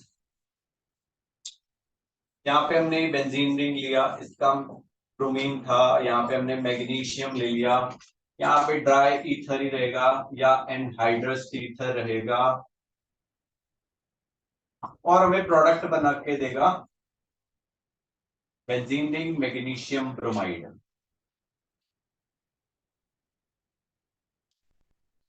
this will be the product. इसका नाम क्या होगा, phenyl magnesium bromide.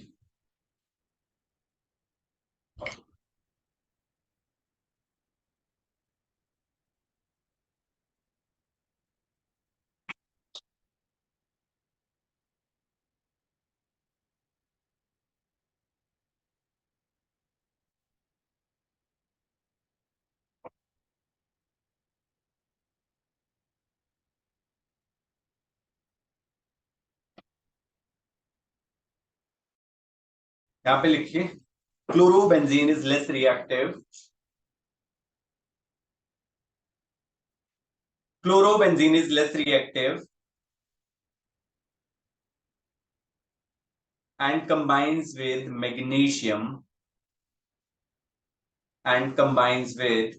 magnesium metal in the presence of in the presence of anhydrous tetrahydrofuran THF, बस ये कंडीशन थी, टेट्राहाइड्रोफ्यूरन लेस रिएक्टिव है तो उसको रिएक्ट कराने के लिए हमने THF डाल दिया, टेट्राहाइड्रोफ्यूरन डाल दिया।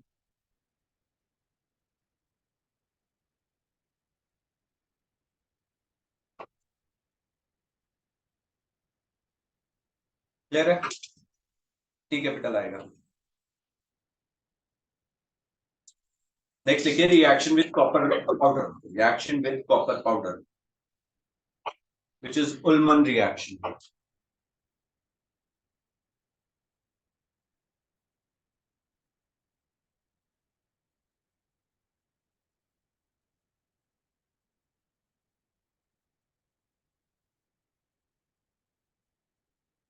ये भी बाइफिनाइल बना के देगा हमें, हालांकि एनसीईआरटी में नहीं है बट पेपर में आ जाती है, ये ऑब्जेक्टिव में पूछ ली जाती है।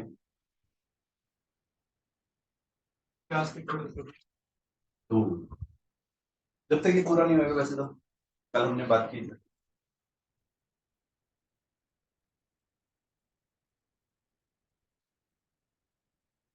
थोड़ा ही रहेगा, ज्यादा नहीं रहा, टेंशन ना लो। एक सब्स्टिट्यूशन रिएक्शंस कराना, उसमें समझ आने वाला कुछ भी नहीं है आपको, ऑलरेडी हमने किया हुआ है, तो इट टेक टाइम, और ज्यादा टाइम नहीं लगने वाला, आधा घंटा मुझको भी, आधा घंटा 40 मिनट, इससे ज्यादा नहीं पक्का। चैप्टर खत्म करना है ताकि कल हम क्वेश्चन आंसर्स करने से शुरू करें। तो कल छुट्टी मत करिएगा, ठीक है सार्थक जी? इंपॉर्टेंट है क्लास, कुछ इंपॉर्टेंट नहीं होना है, बहुत सारा इंपॉर्टेंट होना है। Reaction with copper powder Ullman reaction हो गया, ठीक है जी। नेक्स्ट लिखिए रिएक्शन विद निकल aluminium alloy,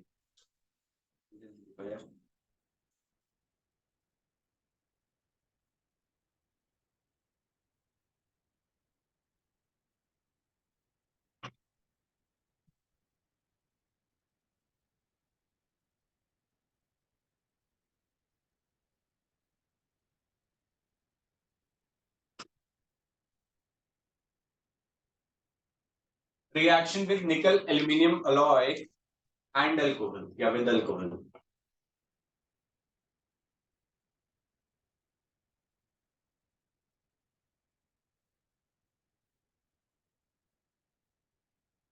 Okay, this is reduction।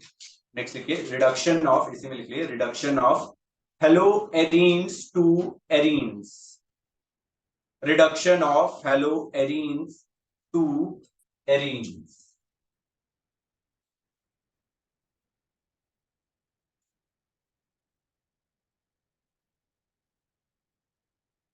H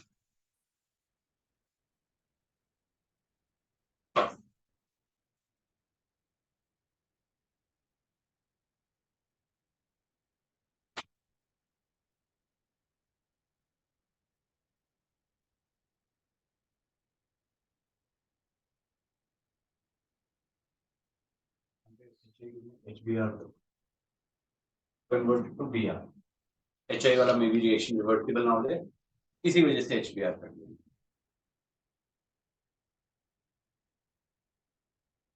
ठीक है भाई बहनों, क्लियर है? These are the reaction with metals. अब आपको रिडक्शन भी पता लग गया, आपको ये बाइफिनाइल भी पता लग गया, ग्रिग्नार्ड रिएजेंट भी पता लग गया, और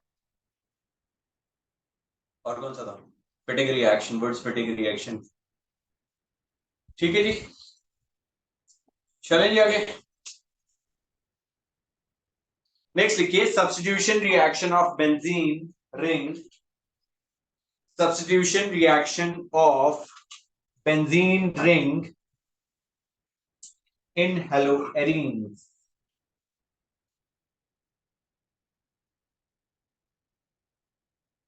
ठीक है जी, substitution reaction of benzene ring in haloarenes. तो यहां पे हम करेंगे electrophilic substitution reactions, electrophile generate करेंगे और उससे उसका सब्स्टिट्यूशन करेंगे, इलेक्ट्रोफिलिक सब्स्टिट्यूशन रिएक्शन। 5 रिएक्शंस करेंगे हम यहाँ पे। ठीक है, हमने क्या किया था, जब हमने इनके बेंजीन रिंग के साथ हमारा जब हेलोजन लगा हुआ था, तो देखो इलेक्ट्रोफाइल्स होते क्या है पहले ये बताओ। इलेक्ट्रोफाइल्स आर पॉजिटिवली चार्ज और we can say electron deficient species. ठीक है ना, इलेक्ट्रॉन डेफिशिएंट स्पीशीज, तो उन्हें कहीं पे भी नेगेटिव चार्ज मिलेगा तो वो क्या करेंगे, उसके ऊपर हिट कर जाएंगे। पिज्जा और कड़ी चावल वाली, है ना। तो हम लोग कहां जा रहे हैं, पिज्जा वाले पे। ये हमने यहाँ पे लिया क्लोरोबेंजीन बना दिया भैया। ठीक है जी, यहाँ पे हम पहले क्या करते हैं, हेलोजिनेशन कर देते हैं। हमने किया भी था ये हेलोजिनेशन। हेलोजिनेशन में हमने क्या किया, क्लोरीन लिया इन प्रेजेंस ऑफ AlCl3, तो दो जगह पे सब्स्टिट्यूशन होएगा क्लोरीन का, एक ऑर्थो पोजीशन पे और एक पैरा पोजीशन पे।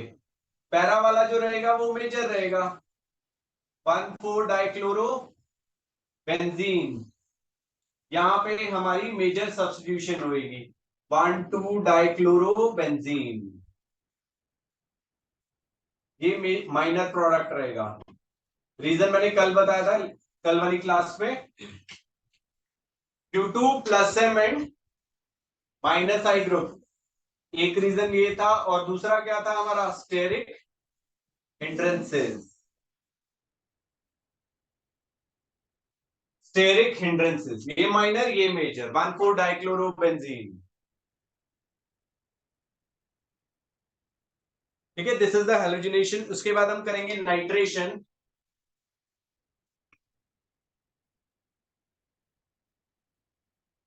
नाइट्रेशन में NO2 ग्रुप का सब्स्टिट्यूशन होगा, वो कैसे होएगा, concentrated HNO3 in presence of concentrated H2SO4। ये कंसंट्रेटेड H2SO4 क्या करेगा, यहां से इस NO2 को प्रोड्यूस कराएगा, और इसका भी सब्स्टिट्यूशन कहां पे हो जाएगा, ऑर्थो पोजीशन पे और पैरा पे। पैरा वाला हमारा मेजर रहेगा। क्लियर है जी।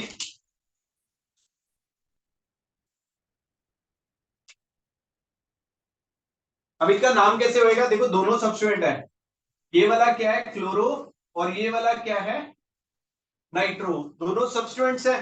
तो अल्फाबेटिकल ऑर्डर में हम इन्हें नंबरिंग दे देंगे, तो ये हो जाएगा 1 क्लोरो 2 नाइट्रो बेंजीन, और इसका नाम क्या हो जाएगा 1 2 3 4 4 नाइट्रो, नहीं 1 क्लोरो 4 नाइट्रो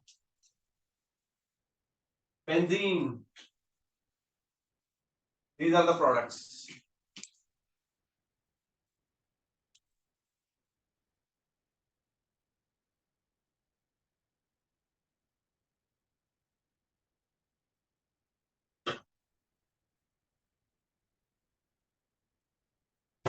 यहाँ पे हम सल्फोनेशन करने लगे हैं। सल्फोनेशन के लिए या तो हम कंसंट्रेटेड H2SO4 डाल सकते हैं या ओलियम डाल सकते हैं। ओलियम होता है H2S2O7, H2S2O7, fuming sulphuric acid भी बोलते हैं हम इसे, और इसकी वजह से SO3H का सब्स्टिट्यूशन हो जाएगा ऑर्थो एंड पैरा पोजीशन पे। अब इनके नाम बदल जाएंगे, अब SO3H क्या है, मेजर ग्रुप हो जाएगा। SO3H जो है भैया वो मेरा मेजर ग्रुप हो जाएगा, मतलब it will act as a functional group, तो इसे प्रेफरेंस देनी है। ये क्या बन जाएगा, बेंजीन सल्फोनिक एसिड, राइट। तो यहाँ पे 2 पोजीशन पे क्लोरो लगा है, यहाँ पे 4 पोजीशन पे क्लोरो लगा है। ठीक है जी। तो इसका नाम हो जाएगा 2 क्लोरो बेंजीन सल्फोनिक एसिड, और इसका नाम हो जाएगा 4 क्लोरो बेंजीन सल्फोनिक एसिड।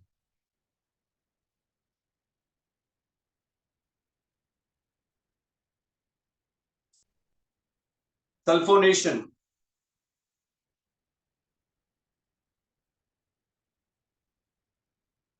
ये ऊपर वाली 2 रिएक्शंस रख कर रहा हूं मैं, ये वाली कर दीजिएगा।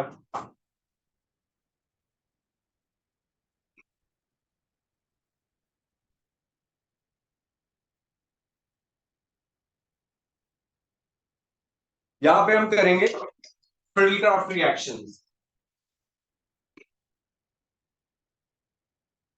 फिल्डक्राफ्ट रिएक्शन, उसका फर्स्ट जो है दैट इज एल्काइलेशन, जिसमें हम एल्काइल ग्रुप का सब्स्टिट्यूशन करेंगे। तो हमने यहाँ पे ले लिया CH3Cl in presence of anhydrous AlCl3, और यहाँ पे ऑर्थो पोजीशन पे CH3 एंड पैरा पोजीशन पे CH3। तो इसका नाम क्या हो जाएगा?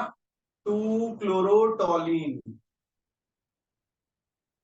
इसका नाम हो जाएगा 4 क्लोरोटोलीन।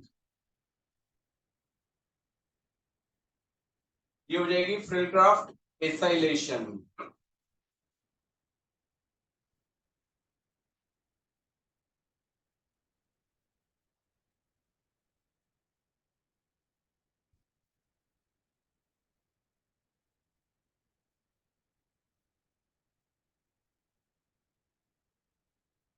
इसमें हमने लगा दिया CH3COCl in presence of AlCl3,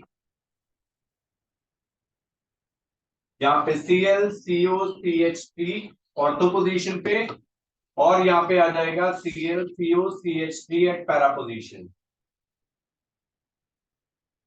इसका नाम हो जाएगा, क्या नाम होता है भैया? एसिटोफिनोन। 2 क्लोरो एसिटोफिनोन,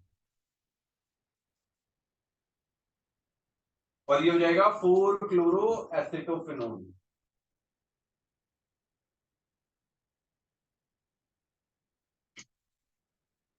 ठीक है जी, अब गया ना, कोई नहीं, थोड़ा सा रह गया, फिर कल के लिए इजी हो जाएगा।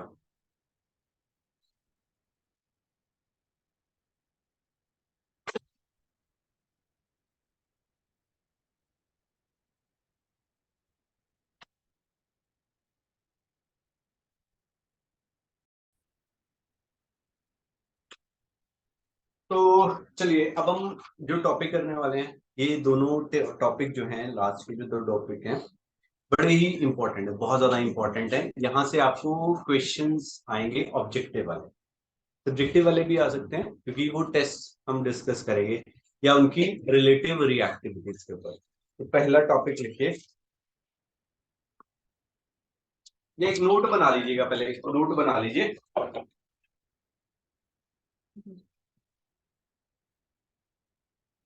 नोट बना लीजिए, फर्स्ट पॉइंट लिखिए, all substitution reactions, all substitution reactions in the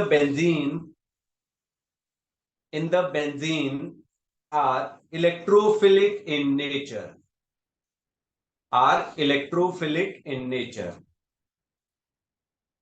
अभी हमने किया था substitution, are electrophilic in nature. Second point लिखिए, the halogen atom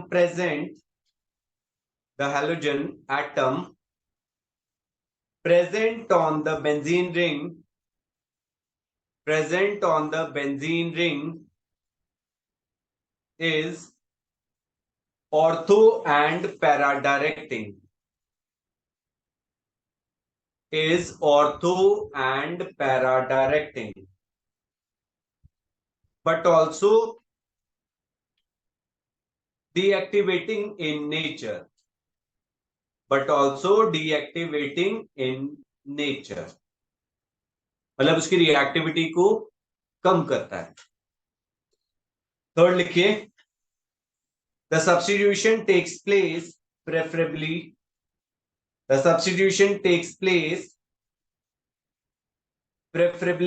at the para position preferably at the para position which is less hindered, which is less hindered.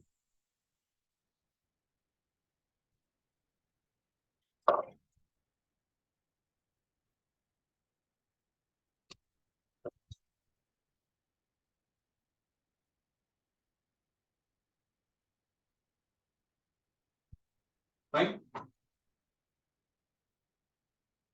Next topic लिखिए,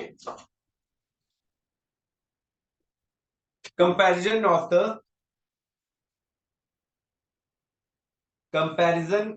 the relative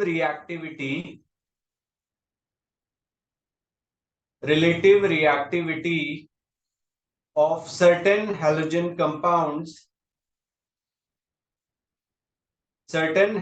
compounds towards nucleophilic substitution reaction.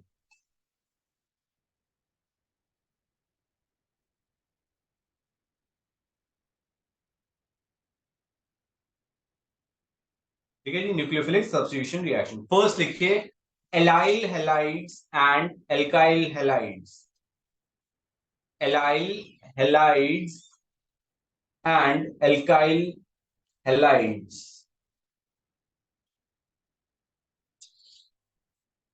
ठीक है जी, clear? Okay, अब allyl का मतलब क्या होता था भाई बहनों? Allyl halides in which the halogen atom is attached to sp3 hybridized carbon next to carbon carbon double bond, right? और alkyl halide इसके कंपैरिजन में बनाता हूं तो CH3 CH2 और X हो गया, right? अब न्यूक्लियोफिलिक सब्स्टिट्यूशन की बात कर रहे थे हम लोग यहाँ पे। अब न्यूक्लियोफाइल का मतलब क्या होगा कि यहाँ पे कोई चीज आएगी, X हटेगा और कोई और चीज आके अटैच होगी। इसको मैं यहां से तोड़ देता हूं। सपोज करो यहाँ पे मैंने लिया CH2 double bond CH single bond CH2 X था, ये टूटा तो ये कन्वर्ट हो गया CH2 double bond CH single bond CH2 with a positive sign. Clear है? इस वाले में अगर मैंने ये बॉन्ड को तोड़ा तो ये कन्वर्ट हो गया हमारा CH3 CH2 with a positive sign. अब इन दोनों में से पॉजिटिव साइन कौन से वाला ज्यादा स्टेबल है और क्यों? सेकंड वाला स्टेबल है, क्यों? इलेक्ट्रॉन डोनेटिंग ग्रुप लगा हुआ है। हाँ, इलेक्ट्रॉन डोनेटिंग ग्रुप लगा है, राइट? सभी का एक ही आंसर है? किसी के दिमाग में कुछ और आ रहा है? नहीं आ रहा? ठीक है जी, तो आप सब लोग गलत हो। This is the correct answer, this is more reactive. क्यों? क्योंकि यहाँ पे मैंने बताया था रेजोनेंस कब होता है? Double bond single bond double bond और उसके नेक्स्ट पे क्या होना चाहिए? पॉजिटिव चार्ज, नेगेटिव चार्ज या lone pair. Double bond single bond positive charge, समझ लो ना? तो ये वाला कार्बोकेटाइन मोर स्टेबल है। हमने कार्बोकेटाइन की बात करी, कार्बोकेटाइन मोर स्टेबल है तो ये वाला जल्दी टूट जाएगा। देखिए allyl halides are more reactive, allyl halides are more reactive than alkyl halide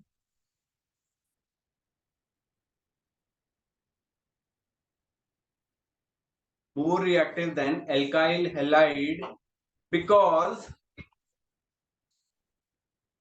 allyl carbocation is resonance stabilized.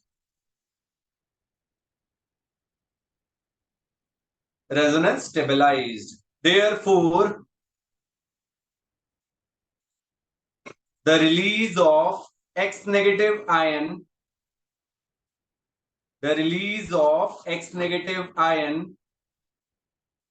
can readily take place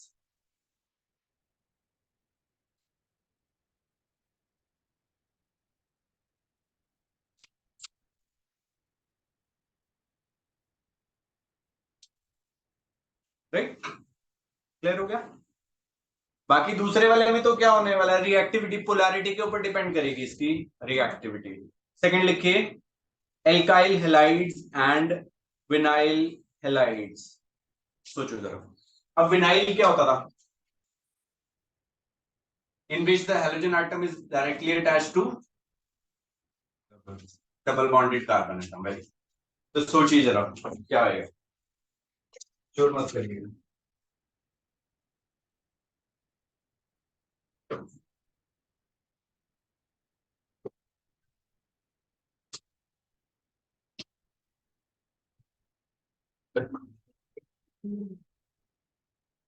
हाँ जी, एल्काइल एंड विनाइल कौन सा होएगा भाई बहनों?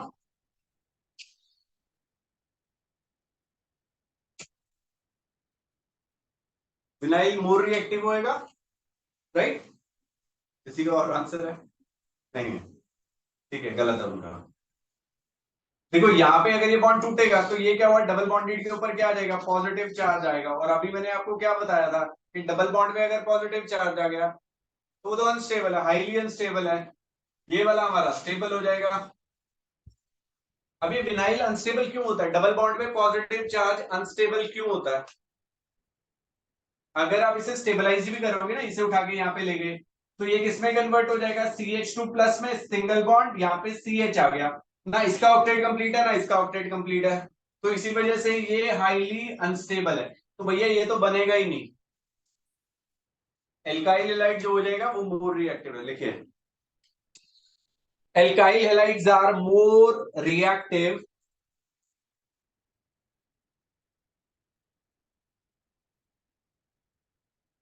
alkyl halides are more reactive than vinyl halides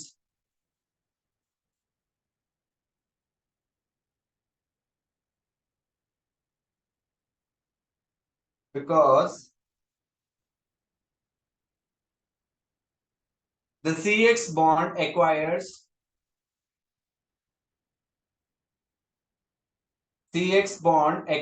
a partial double bond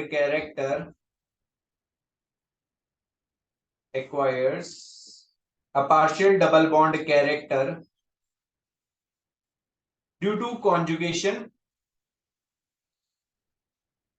और resonance।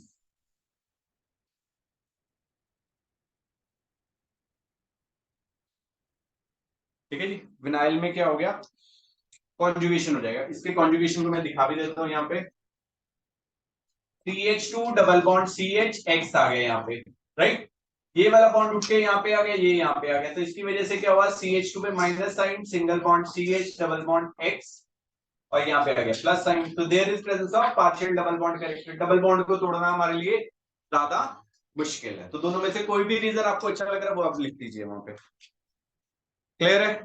Third लिखिए, hello arenes and benzyl halides. Third जो comparison है that is hello arenes and benzyl halides.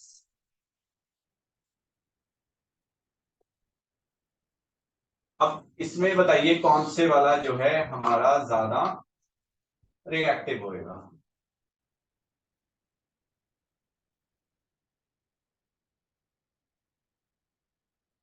ये एराइल हैलाइड्स है, ये बेंजाइल हैलाइड है। कौन से वाला ज्यादा रिएक्टिव होएगा है भाई?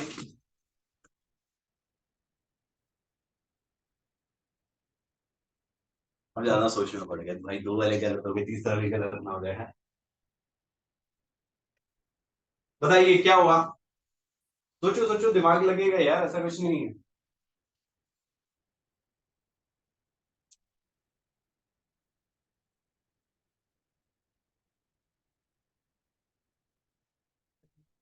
Aryl halides are more reactive towards, और कोई किसी का आपका कोई आंसर? बेंजाइल हैलाइड्स क्यों?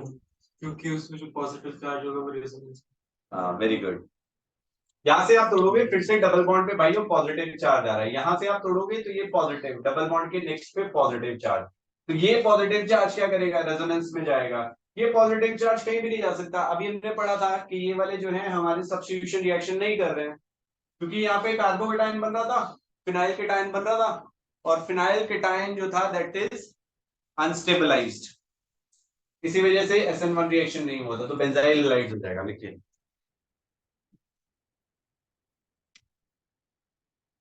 Benzyl halides are highly reactive. Benzyl halides are highly reactive. Are highly reactive towards towards the substitution reaction. Towards the substitution reaction because the benzyl carbocation is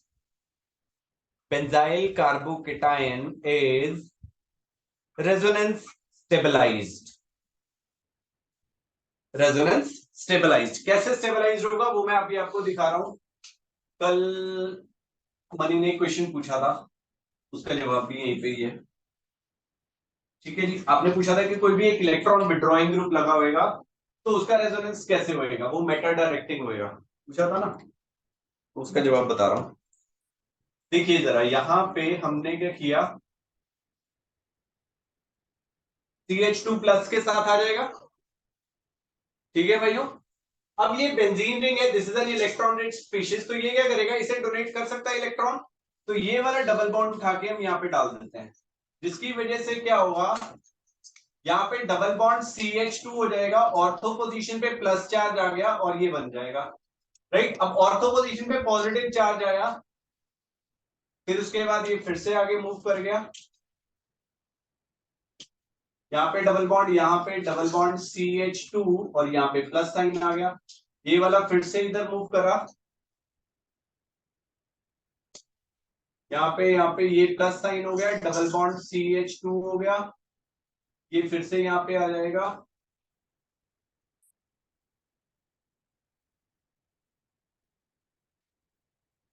अब देखो ortho और para position पे क्या हुआ, positive sign आया, तो कोई भी इलेक्ट्रॉन डेफिशिएंट स्पीशीज होगी वो कहां पे हिट कर जाए, कहां पे हिट कर जाएगी, मेटा पोजीशन पे, क्योंकि मेटा पोजीशन जो है वो इलेक्ट्रॉन रिच है as compare to ortho and para positions. वो हम डिस्कस बाद में भी करेंगे, इसको बना लीजिएगा.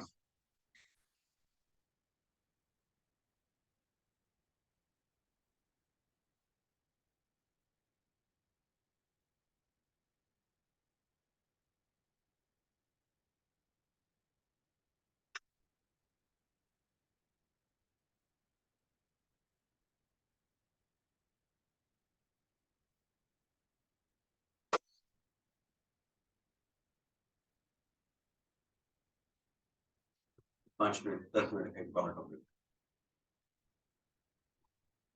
डिस्टिंक्शन.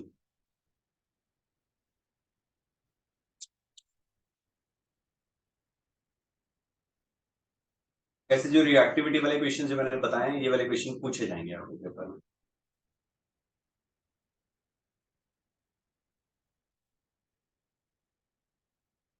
इनको बना के देख लीजिएगा भैया, घर जाके काम आएंगे. ठीक है शगुन जी, क्या बोला मैं? क्या अभी 3 ही बनाए, पूरे बना रहा हूं. 5 है.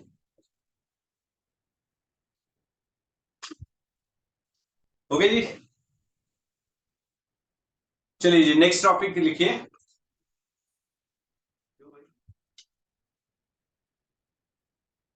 नेक्स्ट लिखिए, distinction between pair of halogen compounds. Distinction between distinction दिया जी लिखा है आपने, डिस्टिंग्विश नहीं था, डिस्टिंक्शन था. Distinction between pair of halogen compounds by colour test. This is very very important, very important. इसमें लिखिए chloro ethane and chlorobenzene. Chloro ethane and chlorobenzene.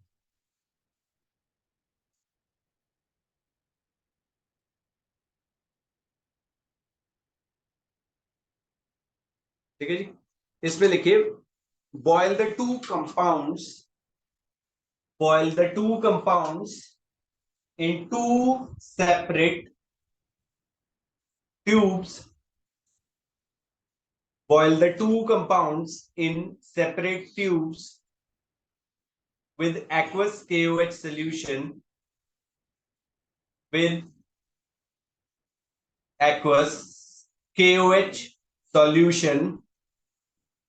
On cooling, add a few drops of dilute HNO3, few drops of dilute HNO3, followed by AgNO3 solution,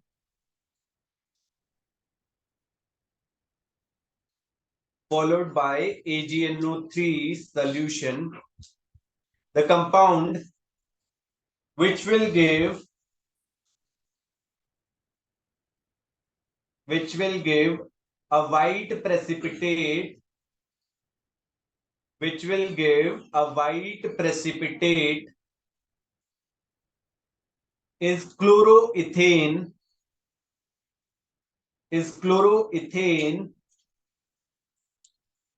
while the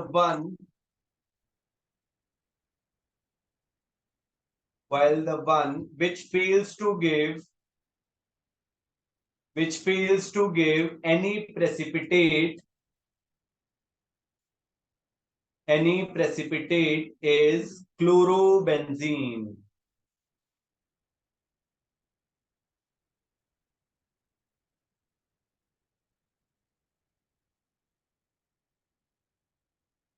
ठीक है जी, clear है?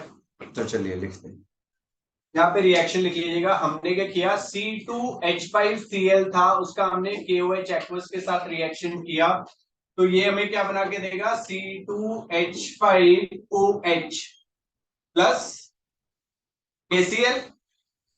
ठीक है जी, इस KOH का हम रिएक्शन करेंगे किसके साथ, AgNO3 के साथ, सॉरी HNO3 के साथ, AgNO3 नहीं, HNO3 के साथ। तो ये क्या क्या बना के देगा हमें, KNO3 प्लस वाटर। ये हमने रिएक्शन किया था एक्वस के साथ, सब्स्टिट्यूशन रिएक्शन हुआ, अल्कोहल में कन्वर्ट हो गया KCl। यहाँ पे KOH था, ये बेस था, ये एसिड था, इसका हमने रिएक्शन किया, ये क्या बना दिया इसने, सॉल्ट एंड वाटर। इसके बाद हमने क्या किया, KCl का रिएक्शन किया विद AgNO3, राइट। तो ये क्या बना के देगा, AgCl। ये व्हाइट कलर का पीपीटी होगा, प्रेसिपिटेट होगा, और साथ में क्या बना के दे देगा, KNO3। और अगर आप यहाँ पे क्लोरोबेंजीन ले रहे हो, तो क्लोरोबेंजीन को अगर आप KOH एक्वस के साथ रिएक्शन करोगे, बॉयल करोगे, तो नो एक्शन।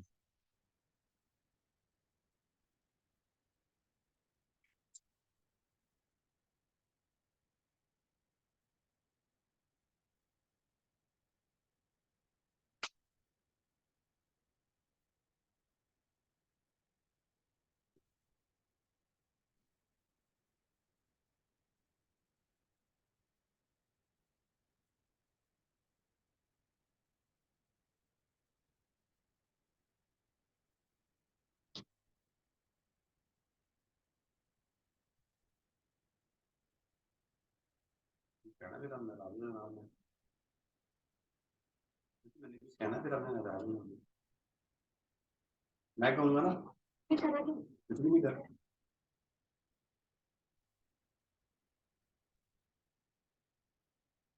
चलिए लिख लिया, चलिए जल्दी लिखो भाई, जल्दी जल्दी।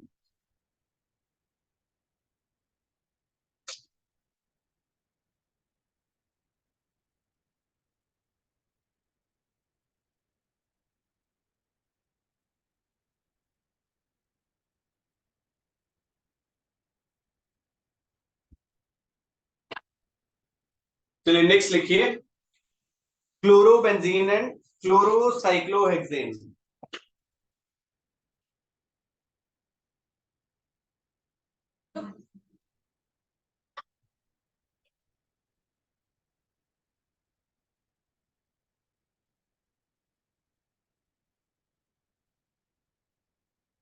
Chlorobenzene and क्लोरोसाइक्लोहेक्सेन।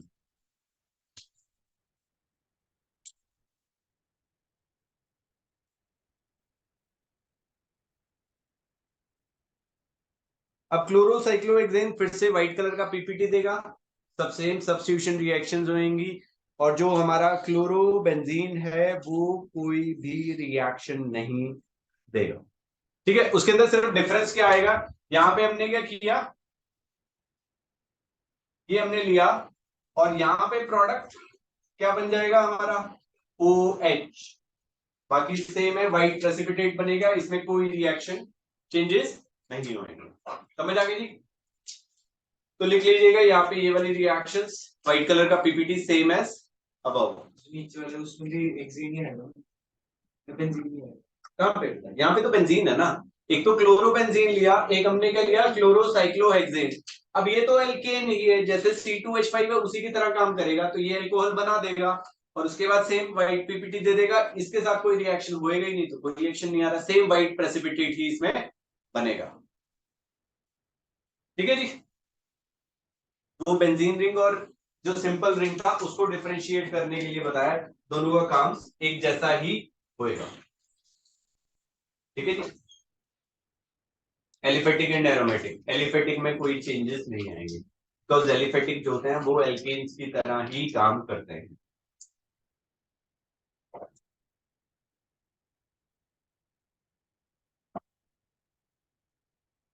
चलिए बड़े बंदे जी,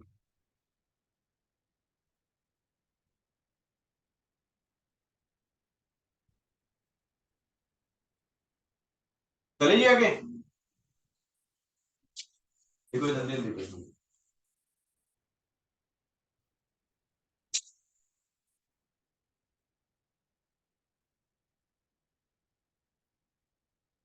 चलिए थर्ड लिखिए, क्लोरो इथेन एंड ब्रोमोइथेन।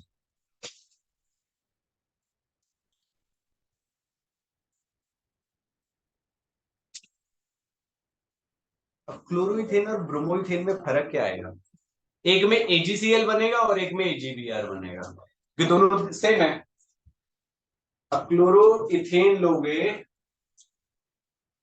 तो C2H5Cl बनेगा, और यहां पे क्या बन जाएगा, C2H5OH। KCl के साथ क्या था, तो KCl बनेगा, यहाँ पे सेम रिएक्शन होएगा और प्रोसेस होएगा। ठीक है, व्हाइट कलर का पीपीटी मिल जाएगा। दूसरे वाले में AgBr वाले में, मतलब दूसरे वाले केस में जहां पे क्लोरो ब्रोमो था हमारा, तो उस केस में क्या हो जाएगा, C2H5Br था, उसका हमने KOH एक्वस के साथ रिएक्शन किया, तो यहाँ पे हमें C2H5OH और KBr मिलने वाला है, एक ही बात है। उसके बाद KOH का HNO3 के साथ रिएक्शन किया, ये KNO3 एंड वाटर देगा, और KBr जो बना था उसका अगर हमने AgNO3 के साथ रिएक्शन किया, वो क्या बना के देगा, AgBr और KNO3, इसका क्या होगा, येलो पीपीटी होता है। AgBr का जो प्रेसिपिटेट आएगा वो येलो कलर का होगा, लाइट येलो पीपीटी।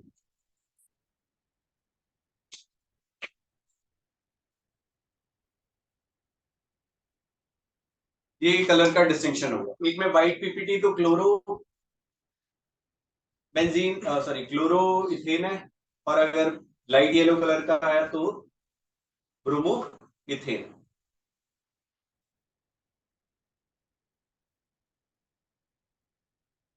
समझ आ गई, सभी को क्लियर है, लिखवा दो, ये समझ जाएगा, याद रहेगा। AgCl का जो कलर आएगा वो या व्हाइट कलर का है, और जो AgBr है वो लाइट येलो प्रेसिपिटेट है। लिख लीजिए यहाँ पे, the compound which gave white PPT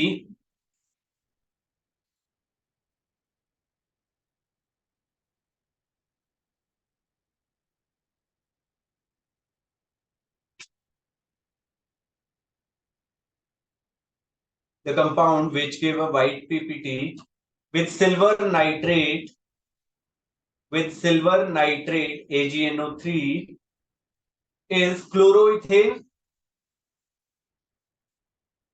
Is chloroethane, while a light yellow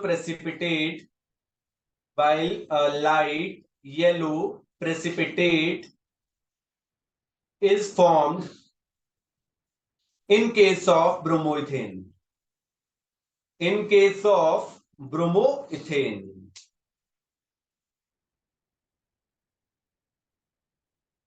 ठीक है जी. नेक्स्ट लाइन में लिखिएगा बेंजाइल क्लोराइड. ये पॉइंट्स बना लीजिएगा. Benzyl chloride gives white precipitate with AgNO3. Benzyl chloride gives white precipitate with AgNO3, while chlorobenzene does not.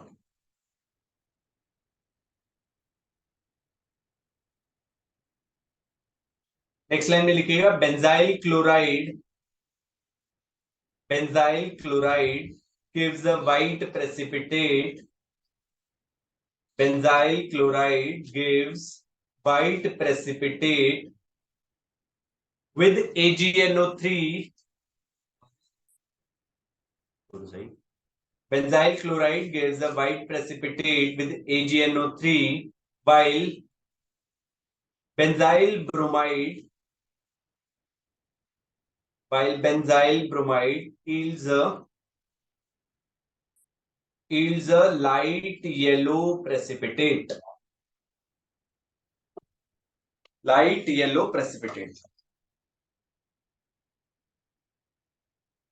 ठीक है जी. ये हो गया आपका चैप्टर. अब एक टॉपिक जो बचा हुआ है which is polyhalogen compound, that is your homework. ठीक है, वो करके लाना है. और कल हम करेंगे इसके एनसीईआरटी के. अपनी एनसीईआरटी बुक्स लेके आइएगा. ठीक है, और हम आपको कराएंगे इनके प्रीवियस ईयर के काफी सारे क्वेश्चंस भी कवर अप कर देंगे और एनसीईआरटी के एक एक कन्वर्जन में आपको यहाँ पे कराऊंगा. तो प्लीज छुट्टी मत करिएगा. कल का लेक्चर जो है बहुत ज्यादा इंपॉर्टेंट रहने वाला है. ठीक है, और मंडे से हम लोग शुरू कर देंगे next chapter, alcohols, phenols and ethers.